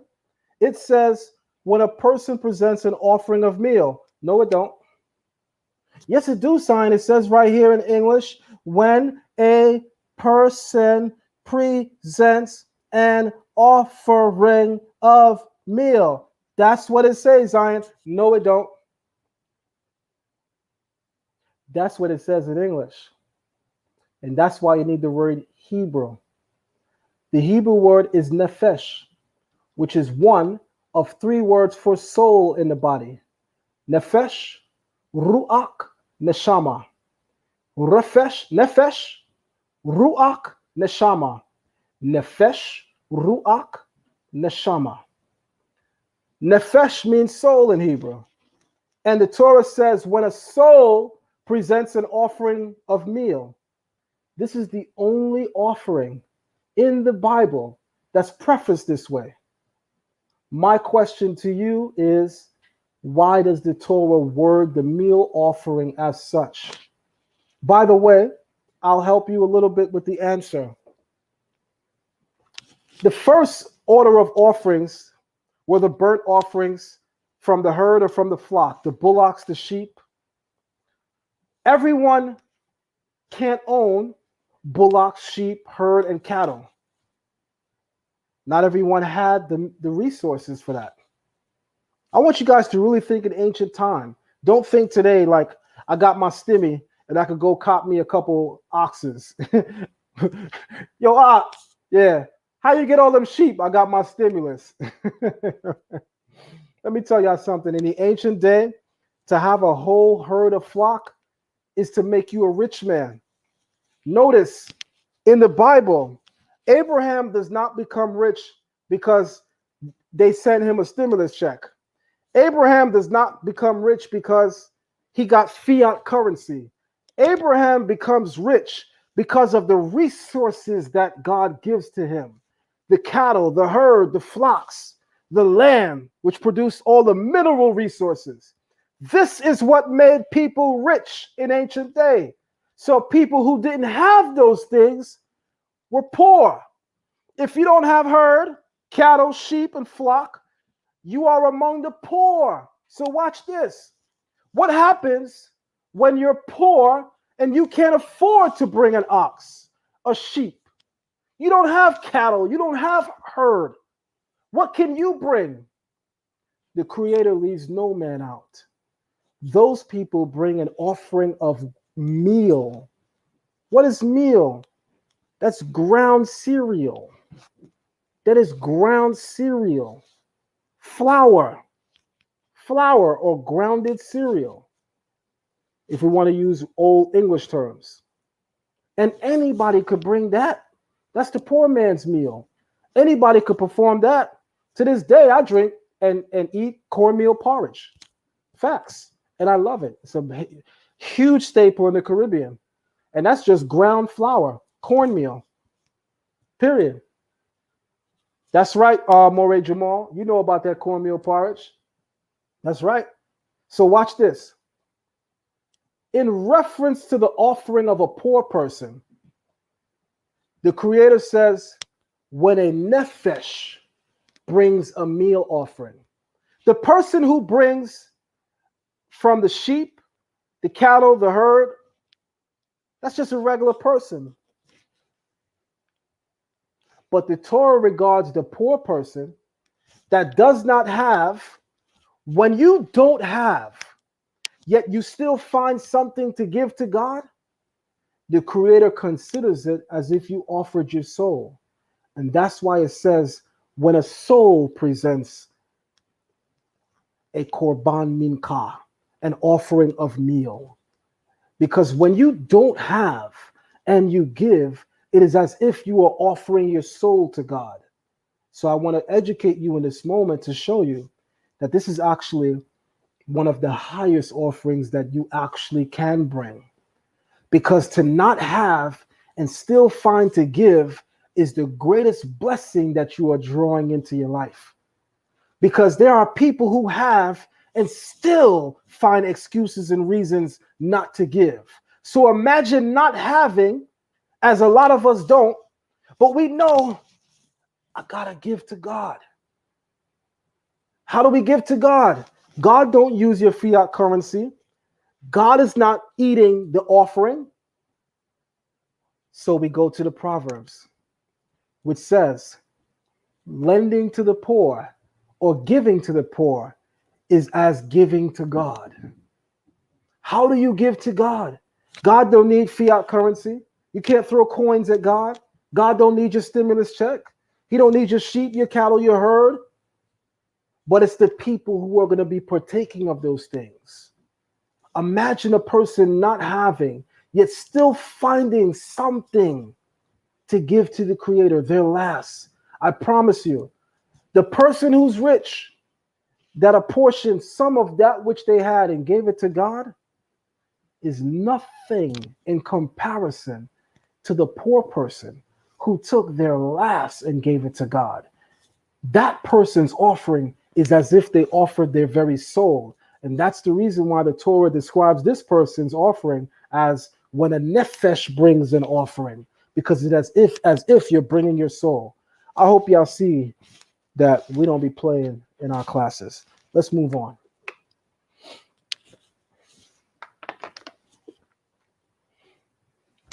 His offering shall be of choice flour. He shall pour oil on it, lay frankincense upon it.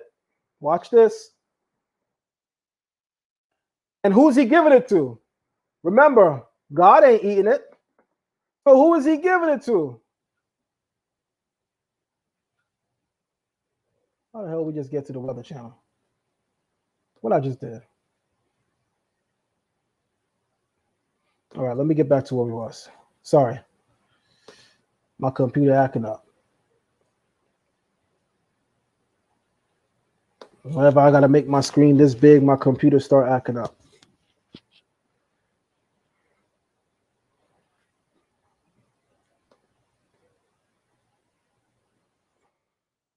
It says, and present it, we're at verse 2. And he's to present it to Aaron's sons, the priests. The priest shall scoop out of it a handful of its choice flour and oil, as well as all of its frankincense. And this token portion he shall turn into smoke on the altar as an offering by fire of pleasing odor to the Lord. And the remainder of the meal offering, watch this, shall be for Aaron and his sons, a most holy portion from the Lord's offering by fire. You're damn right. There are some of us walking around thinking, in what way can I add to or contribute in the service of God? God bless me. Give me what the dude across the street got. He got a Benz, God. If he could afford a Benz, he got enough money to drop on the teachers in the community Come on, God, bless me with all these riches because I'm going to take it and I'm going to bless your people. Do you know what the dude across the street do to maintain that bank? Do you know how he earns a living? Because you know some people don't acquire things in life, by righteous means. Some people do enjoy all of life's luxuries, but some of the basic, fundamental, natural luxuries, they simultaneously sacrifice. Because if you're doing wrong to get luxury, you probably can't sleep at night. If you got a Mercedes parked in your lot, but you robbing and stealing, you can't even enjoy sleep. You got to keep one eye on the window, one eye on the hammer, and then try to focus on getting some sleep. I don't want that life, Sway. I'd rather be content with what the Lord blessed me with, because that is the definition of being rich. You can be rich in the corner of someone's attic with barely enough food to feed yourself, with just enough food to feed yourself, clothe yourself. But you're still rich if you're content in that portion. People who have a lot of money, there's nothing bad with having money. So don't think this is a lecture, shaming people that got money. Having money is a dope thing. But there's a lot of people that have money that are still spiritually poor. There's people that have money up to you know what, and they can't enjoy it because they dead it out. Being rich is being content with what the Creator gave you and finding the blessings that are disguised around you. Yeah, you don't got as much material items as the guy across the street, but do you know what he's dealing with or what she's dealing with? You got your health. Bless God for that. You got your strength. Bless God for that. You can see. Bless God for that. Your children are not whores. Bless God for that. Your son is not a whoremonger. Oh, bless God for that. You don't have to rape, rob, or steal to put food in your mouth. Give God thanks for that. Being rich is being content with that which the Creator has given you and enjoying the blessings that are disguised all around you. Notice how the offering of the poor is considered most holy before the Creator, because the person that takes from what they barely have and still find a means of being the person in the community, making themselves accessible to those who function in the community. Because remember where all these offerings are going, and I'm not making this up, you can see it. All the offerings, let's scroll back up. God don't eat them. What it said? Who's taking them? It says, and present it to Aaron's sons, the priests. Those are the people that get all the offerings. So translate that to today. We don't got sheep, cattle, nor herd, nor flocks. Nor do we know who the priests are, but we do know what the function of the priest is. And we do know what is the equivalent of cattle and herd today. Fiat currency. You need to support the people in the community that feed the people. Because in doing so, that's how we cover all corners to help the whole community grow. And then you establish some means of checking how much supporting we doing. Because damn, bro, if you got a whole private jet, we got to stop the support on you this year. We think we done gave enough to you. Hello? Check, check. All right. Let's go on. And it says, when you present an offering of meal baked in the oven, it shall be of choice flour, unleavened cakes with oil mixed in, or unleavened wafers spread with oil. Y'all want to cook with fire for a second? Y'all want to teach? I got a question for you. When the angels came to visit many of the patriarchs, what did the patriarchs make for the angels?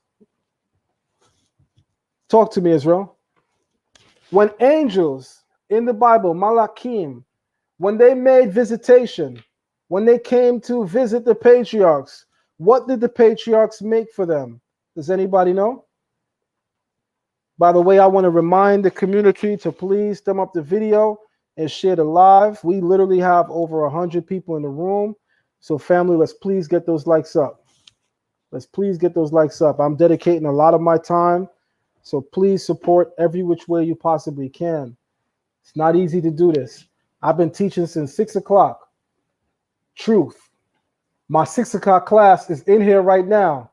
Come on, y'all. 6 o'clock class. If you was in class with me since 6 o'clock, and you know we ended a little bit after 8, throw some fire emojis in this room. Come on. Let them know. I'm giving my time, so support, family, please. It's not easy. It's already 10:54 p.m. my time over here, and I've been teaching since 6 p.m. a private class, and then I open YouTube to you guys. Please support. Thumb up the video and share the live so we can continue. Thumb up the video and share the live. I kid you not, I give a lot of my time to the community. So the only thing that I ask that in turn you support. And I think that that's a fair trade. I think that's a fair trade.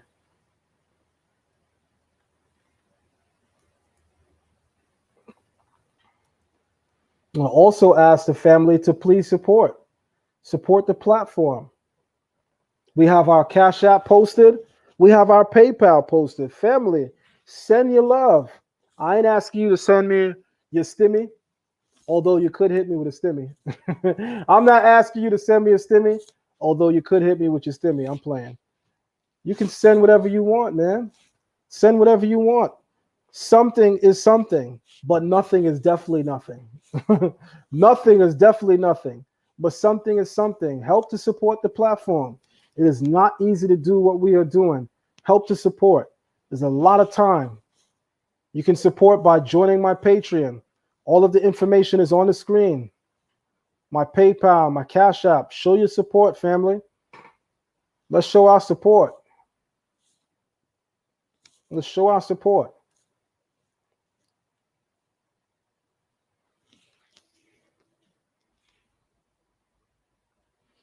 There we go.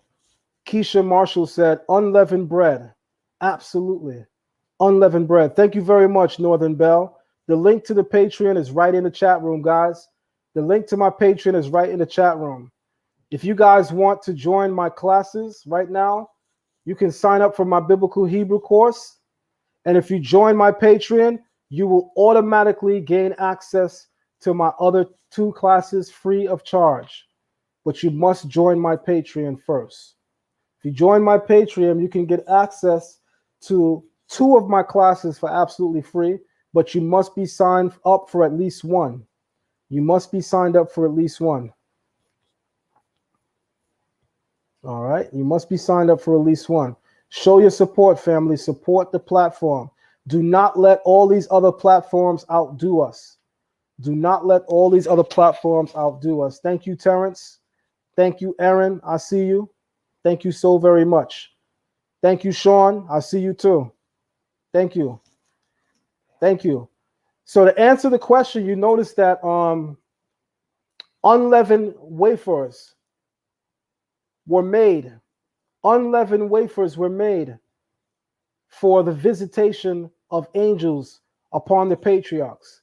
This is highly significant because what we were told, guys, is that when we left Egypt, and I'm just going to ask that general question in the room right now. What is the reason that we don't eat matzah? Somebody tell me. What is the reason? Excuse me, not matzah. What is the reason that we don't eat chametz, leavened bread? Why don't we eat chametz on Pesach? Why don't we eat leavening, yeast on Pesach? Somebody tell me. What is the Bible's position on the eating of yeast? Somebody tell me. I'm going to use this opportunity to really go in and show you something very powerful. But first, I want you to help me. Help me. Why does the Torah tell us that we don't eat yeast during Passover? Does anybody know the answer to that question? What is the reason for that? Why is it that we don't eat yeast on Pesach? Anybody?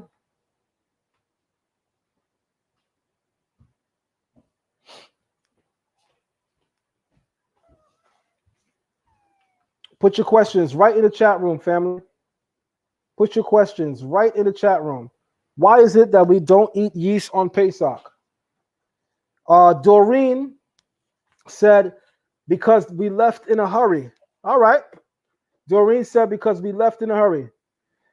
Essence of Ebony says, we left in haste. Not enough time. Left in haste. Keisha Marshall said, because yeast, it rises or puffs up, so it's symbolic of sin. Powerful. Powerful. That's right. Yeast rises, it puffs up. In that respect, it's symbolic of sin. Very good point. What else? Very good point, guys. What else? Thank you, Greg. Thank you, Shauna. Thank you, Willie Hunt. Thank you very much. Thank you very much. I see we left in haste, symbolic of sin. We left in haste and or to humble ourselves. That kind of bread lasts longer while traveling. King Justice said that kind of bread lasts longer while traveling. All right. All right. Anybody else? Why is it that we did not eat chametz? Chametz, the Hebrew word for yeast. Why is it that we did not eat chametz during Pesach, during Passover? Watch this. I wrote an article on this many years ago. It can be found on this website right here. Watch this. This is the oldest Hebrew Israelite website in our community. It's been around since online been around. Blackjews.org. Shout out to Rabbi Shlomo. Blackjews.org. I've written for the site before, and I wrote an article on the site many years ago on Passover, and I want to share with you something that I wrote on their site. But first, let me find their search bar so I can do just that. First, let me find their search bar so I can do just that. There we go.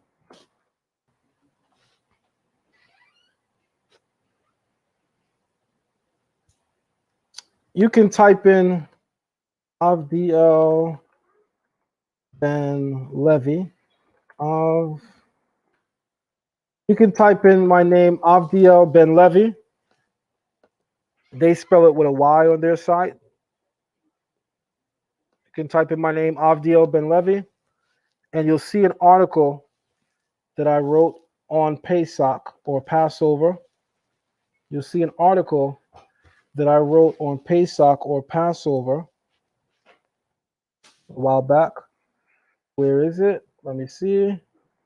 Is this it?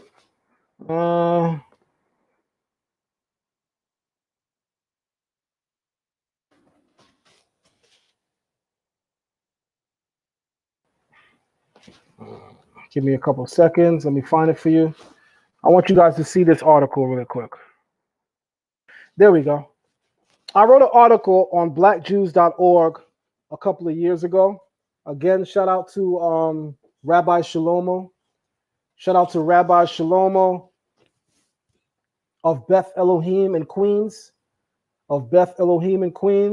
which is a direct lineage to the Rabbi Matthews community. He asked me to write an article years ago on Passover. He had heard a lecture that I did on Passover, and he was so inspired and moved by the lecture that he asked me if I would submit that as an article on their website, of which I want to remind you, this is the oldest Israelite website. No Israelite put up a website before blackjews.org. And their website is very valuable. They got the history on our organizing in this country.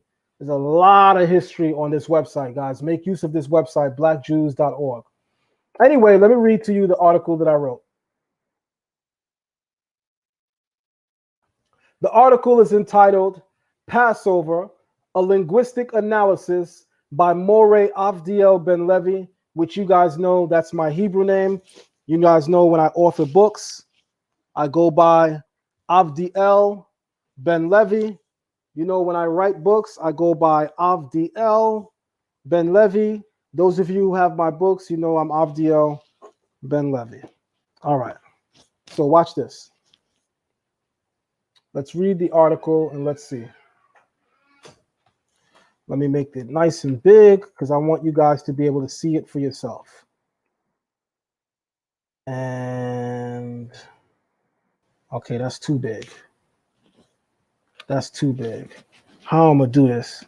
How am I gonna do this? Because I don't think you guys will be able to see it. Yeah, I don't think you guys gonna be able to see it. But I tell you what you could do. I tell you what I'm gonna do. I am going to copy and paste the link, and I'm gonna put it in the chat room, and you guys can read it simultaneously as I'm reading it live. So you could pull it up on your phone and you could follow word by word. If my screen is too small, you could follow word by word. This is a very powerful article that I want to read to you guys.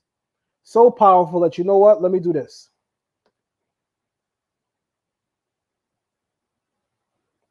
I hope this is better. This might actually be better. Let me see. Is this better? Let me see. Is this better? Can you guys see this better? Put a 1 in the room if this is much better. Put a 1 in the room if this is much better. If you guys can see the screen better, put a 1 in the room.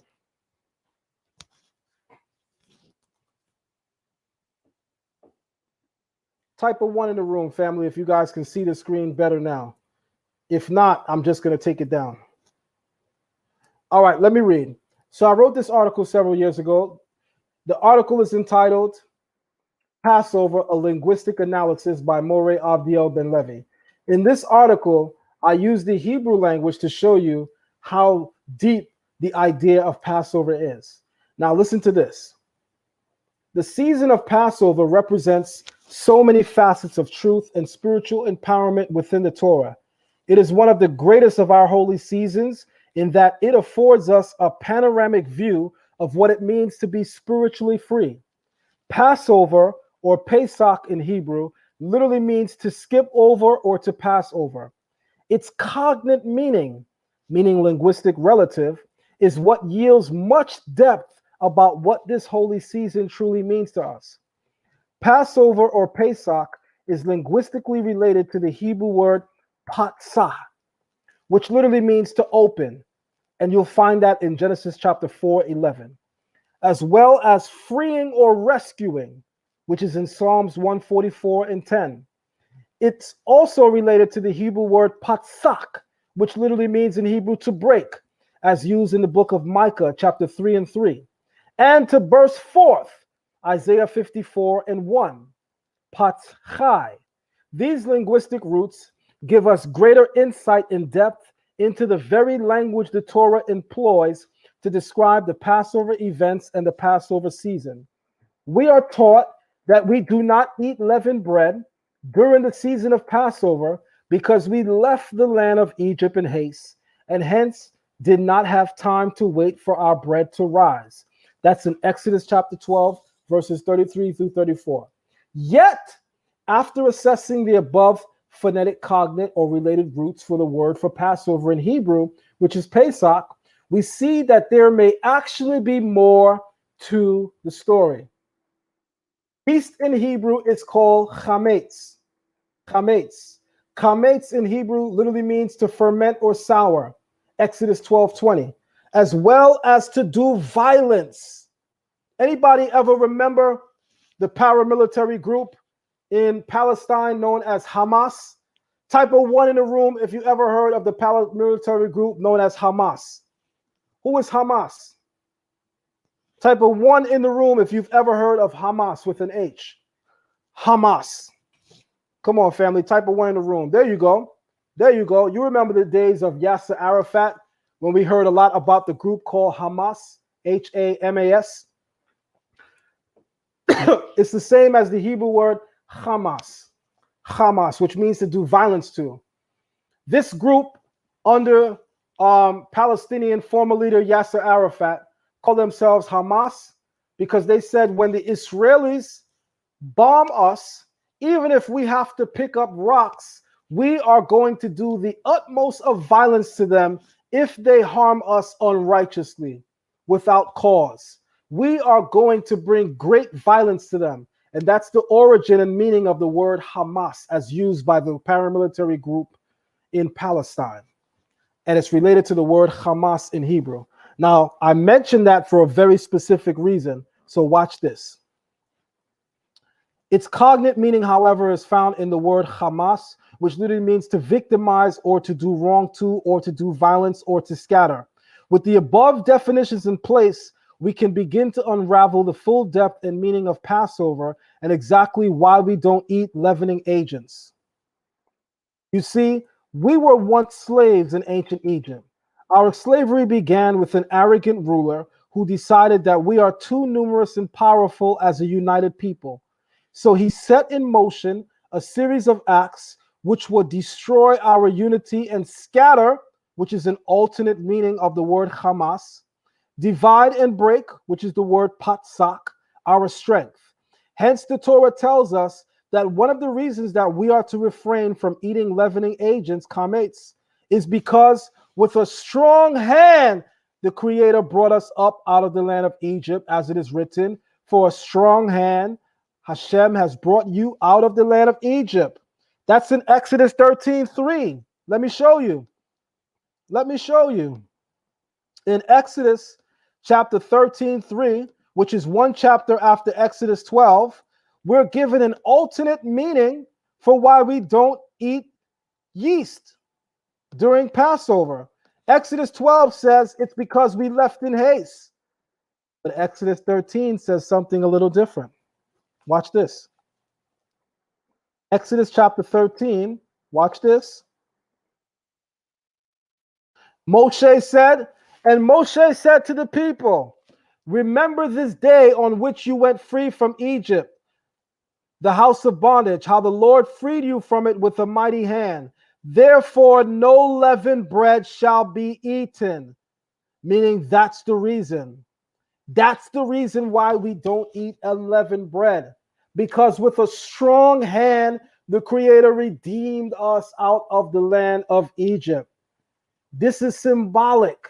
It is more symbolic. Not eating yeast on Pesach. Yes, it has something to do with the fact that we left in haste, but it is far more symbolic.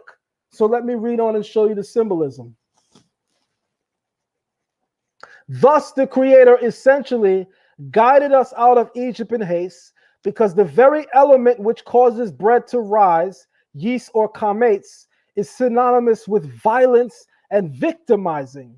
Yet the Creator is redeeming us from Egypt to give us His Torah, which represents spiritual freedom. Thus, we are no longer victims of the tyranny of Egypt, and hence the symbolic meaning of refraining or abstaining from leavening agents is to let us know that we are no longer going to suffer at the hands of another, so long as our trust and allegiance is to the Creator through His Torah.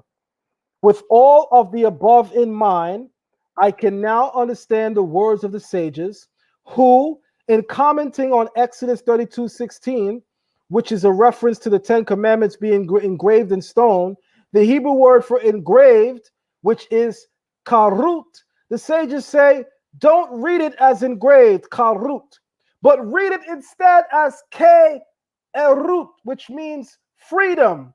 For it is the Torah which enables man to truly and genuinely be free, giving him the ability to transcend his nature and soar much higher than even the angels on high. For the Torah is our source of spiritual liberation, which without it, the very spirit is without animation and hence life itself. And as a footnote, I dropped the very first book that I ever wrote. It was written and engraved. I hope you guys enjoyed that segment right there. Let's keep going. So what we must know is that not eating chametz is far more symbolic than it was literal. Far more symbolic because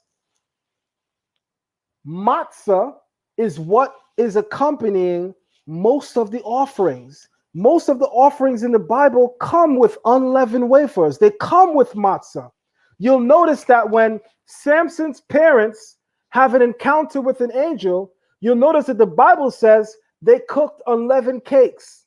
When Abraham had an encounter with angels, he also cooked unleavened cakes.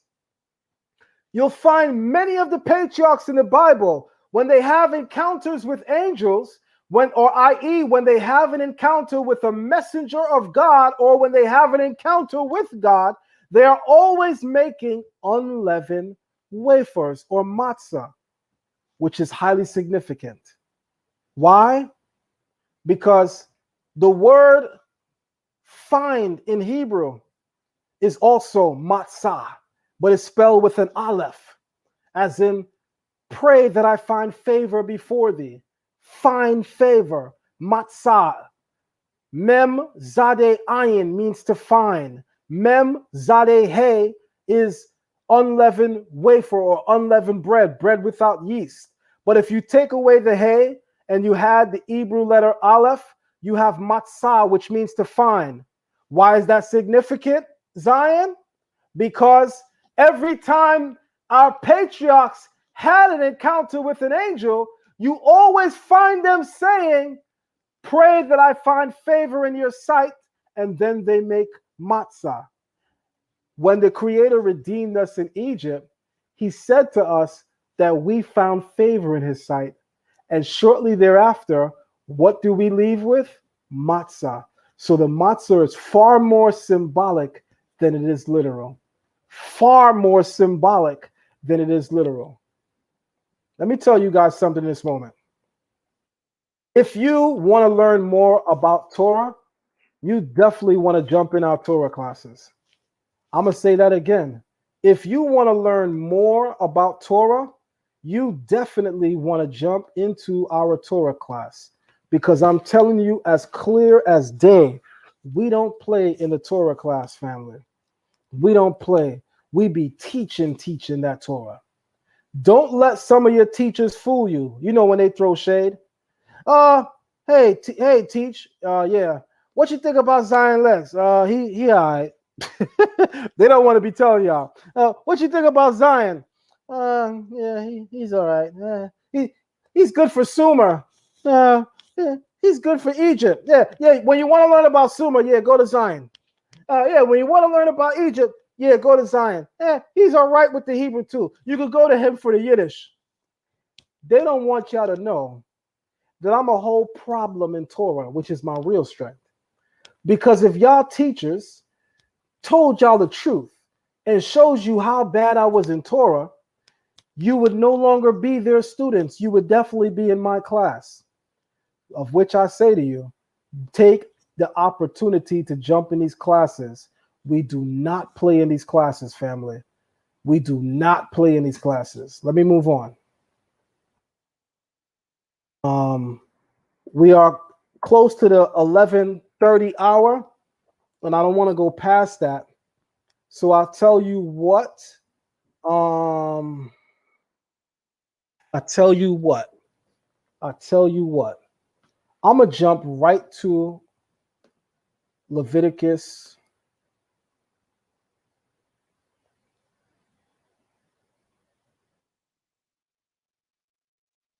I'm gonna jump right to Leviticus 23 real quick, and I'm gonna look at Pesach really quick, and then I'm gonna close out because I don't want to keep you guys here too long. A lot of you live on the East Coast like me, where it's 11:30. To the rest of y'all way out in the West Coast, and it's 8:30 or 7:30, just know that we don't like y'all. Just know we hating right now.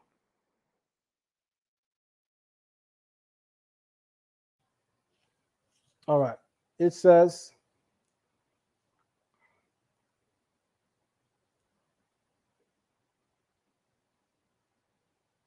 and don't worry, family, as we draw the Passover, I'm doing an entire lecture on Passover. So don't worry. I got you covered on Pesach. Believe that. I got a whole lecture ready for Passover. Ready. A whole lecture ready for Pesach.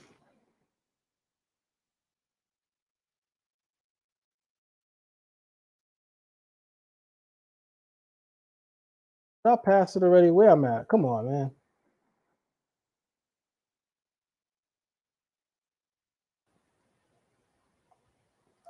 Where am I? There we go. I've been past it. All right. Hallelujah. The Creator says, "These are the set times of the Lord, his sacred occasions, which you shall celebrate each in its appointed time." Much respect to one of my teachers, Chief Prince Sapor of Shema Israel. He would always say, if you can't find the holiday that you celebrating in Leviticus 23, then just know it's a holiday and it's not a holy day. I'm going to say that again. One of my teachers, Chief Prince Sapor of Shema Israel in Brooklyn, New York, he would always say, if the holy day that you celebrating cannot be found in Leviticus 23, you don't got a holy day, you got a holiday. You don't got a day that God made, you got a day that man made. If it cannot be found in Leviticus chapter 23, then the holy day you think you observing, that's really a holiday. Oh yeah. In the first month, on the 14th day of the month at twilight, there shall be a Pesach offering to the Lord.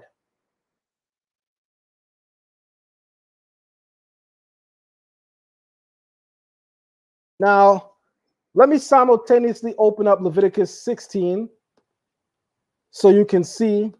Nope, yeah, shout out to Just Call Me Tex. He put Purim up there with a question mark, and I'm assuming he means, so you're saying Purim is not a holy day? To which I have to say, yup, Purim is not a holy day. It's a holiday. We made Purim. That don't mean that we don't have to have respect for Purim. That don't mean that we don't have to, show any kind of respect for it. No, that's not what it means. But it definitely means God didn't give it to us. And if God didn't give it to us, it's not one of his appointed times nor seasons. So days like Purim and days like Hanukkah, yes, they are of great traditional significance to us and cultural value to us. But don't confuse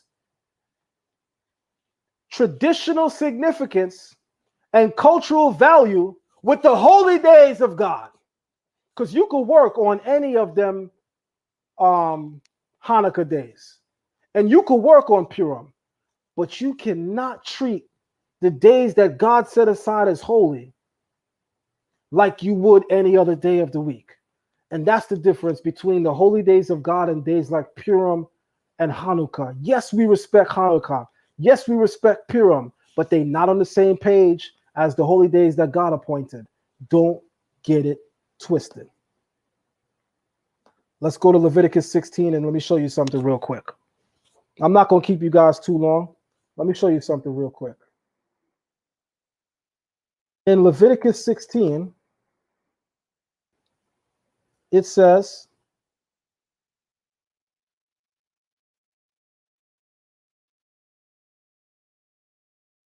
hold on 1 second.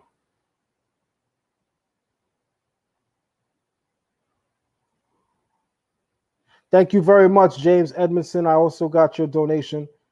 Thank you very much, James.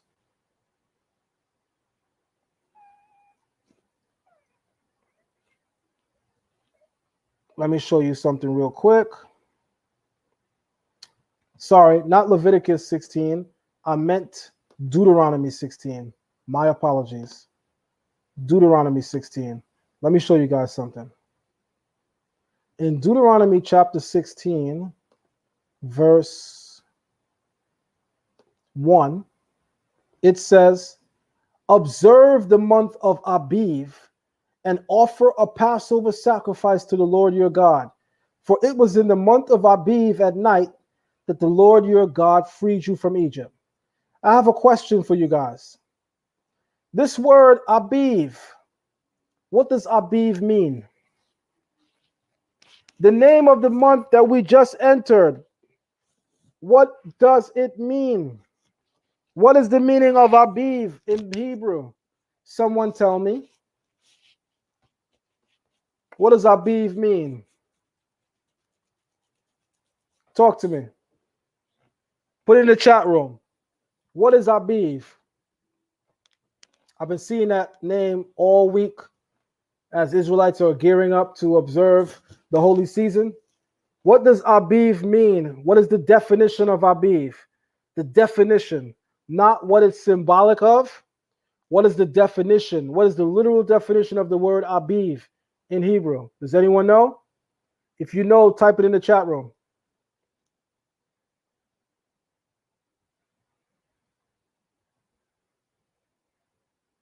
Type it in the chat room, family. What is Abiv? This is highly significant. What is Abiv? There we go. Doreen says the sprouting of the ears. Okay. Anybody else? Ears of barley. Green. Close. Close. No. Let me hover over it and let me show you.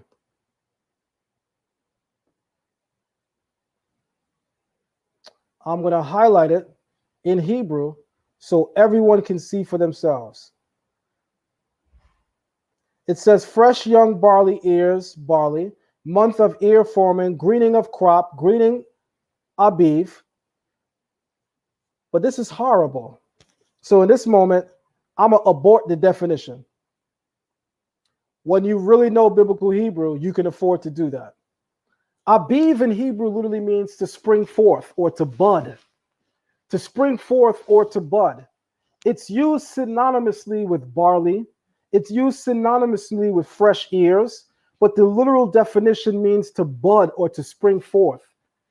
Therefore, we know that Abiv also represents literally the month of spring. If you want to say spring in Hebrew, it's Abiv. Literally, spring, Abiv. The season is called Abiv in Hebrew. Our Western season called spring, in Hebrew, that's called Abiv, the month of budding, the month where things spring up. So watch this. Let me drop a jewel on you. I want everybody to look at the word that I highlighted on the right. When you can see the word that I highlighted on the right, I want you to type a 1 in the room. I highlighted Abiv. I'm pointing to it with my arrow, and I highlighted it. If you can see the highlight, type a 1, so I can give you this jewel, and then we'll close out.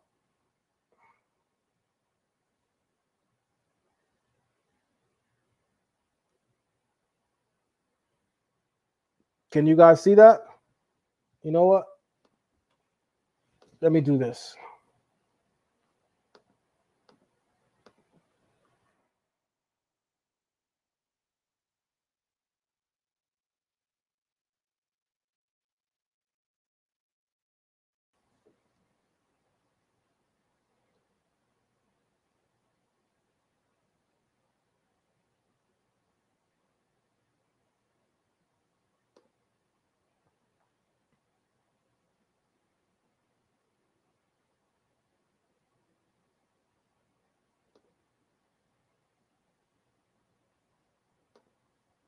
All right. Looks like you guys can see it. Okay, that's good.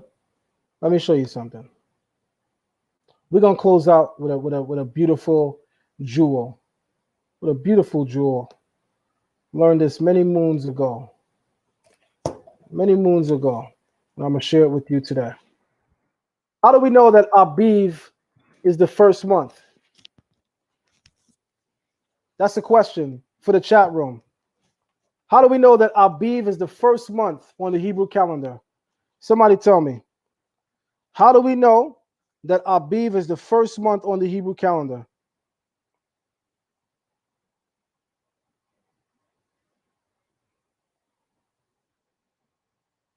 Thank you very much, Sean. Got your donation too, my brother. Thank you very much. Question, family. How do we know that Abiv is the first month on the Hebrew calendar? Somebody tell me. How do we know that Abiv is the first month on the Hebrew calendar?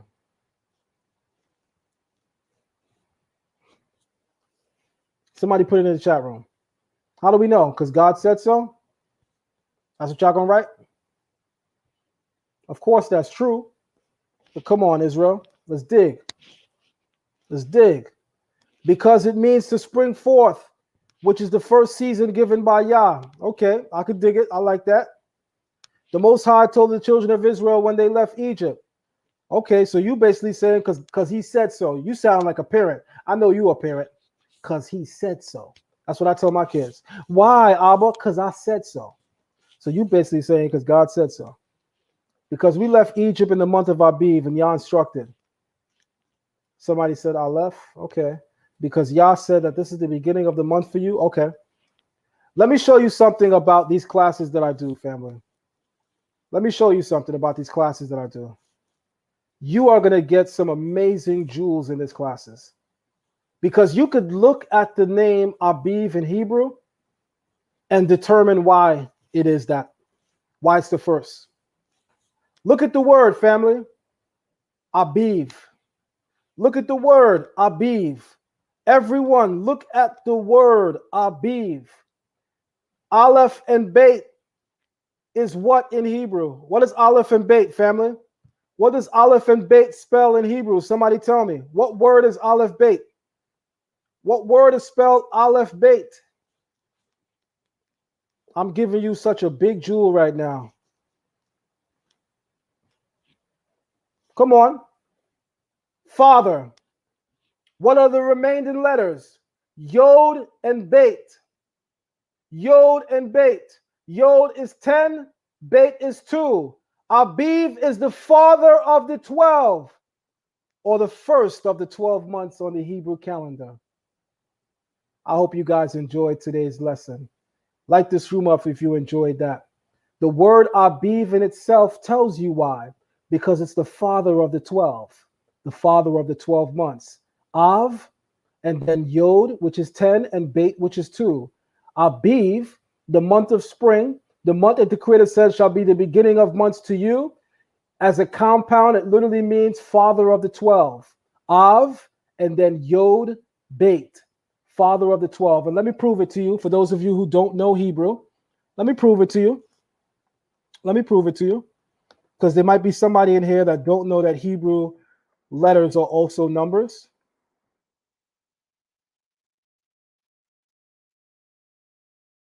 Let me show you. Let me show you. I will never ask you to take my word for it, family. We refer to our Torah class as the show me class. So that's exactly what I'm going to do. I'm going to show you. So look at this.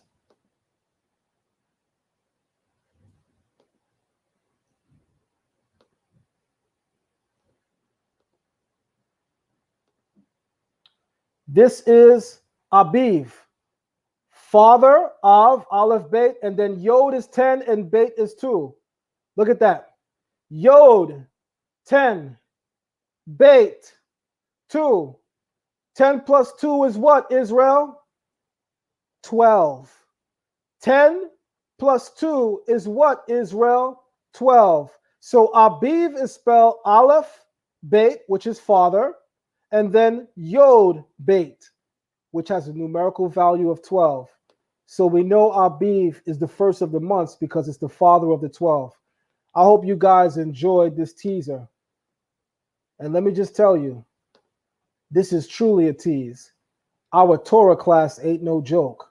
If you really want to delve into Torah, sign up. zionlex@gmail.com. Have a beautiful night, family. Shalom lekah and Laila Tov to you.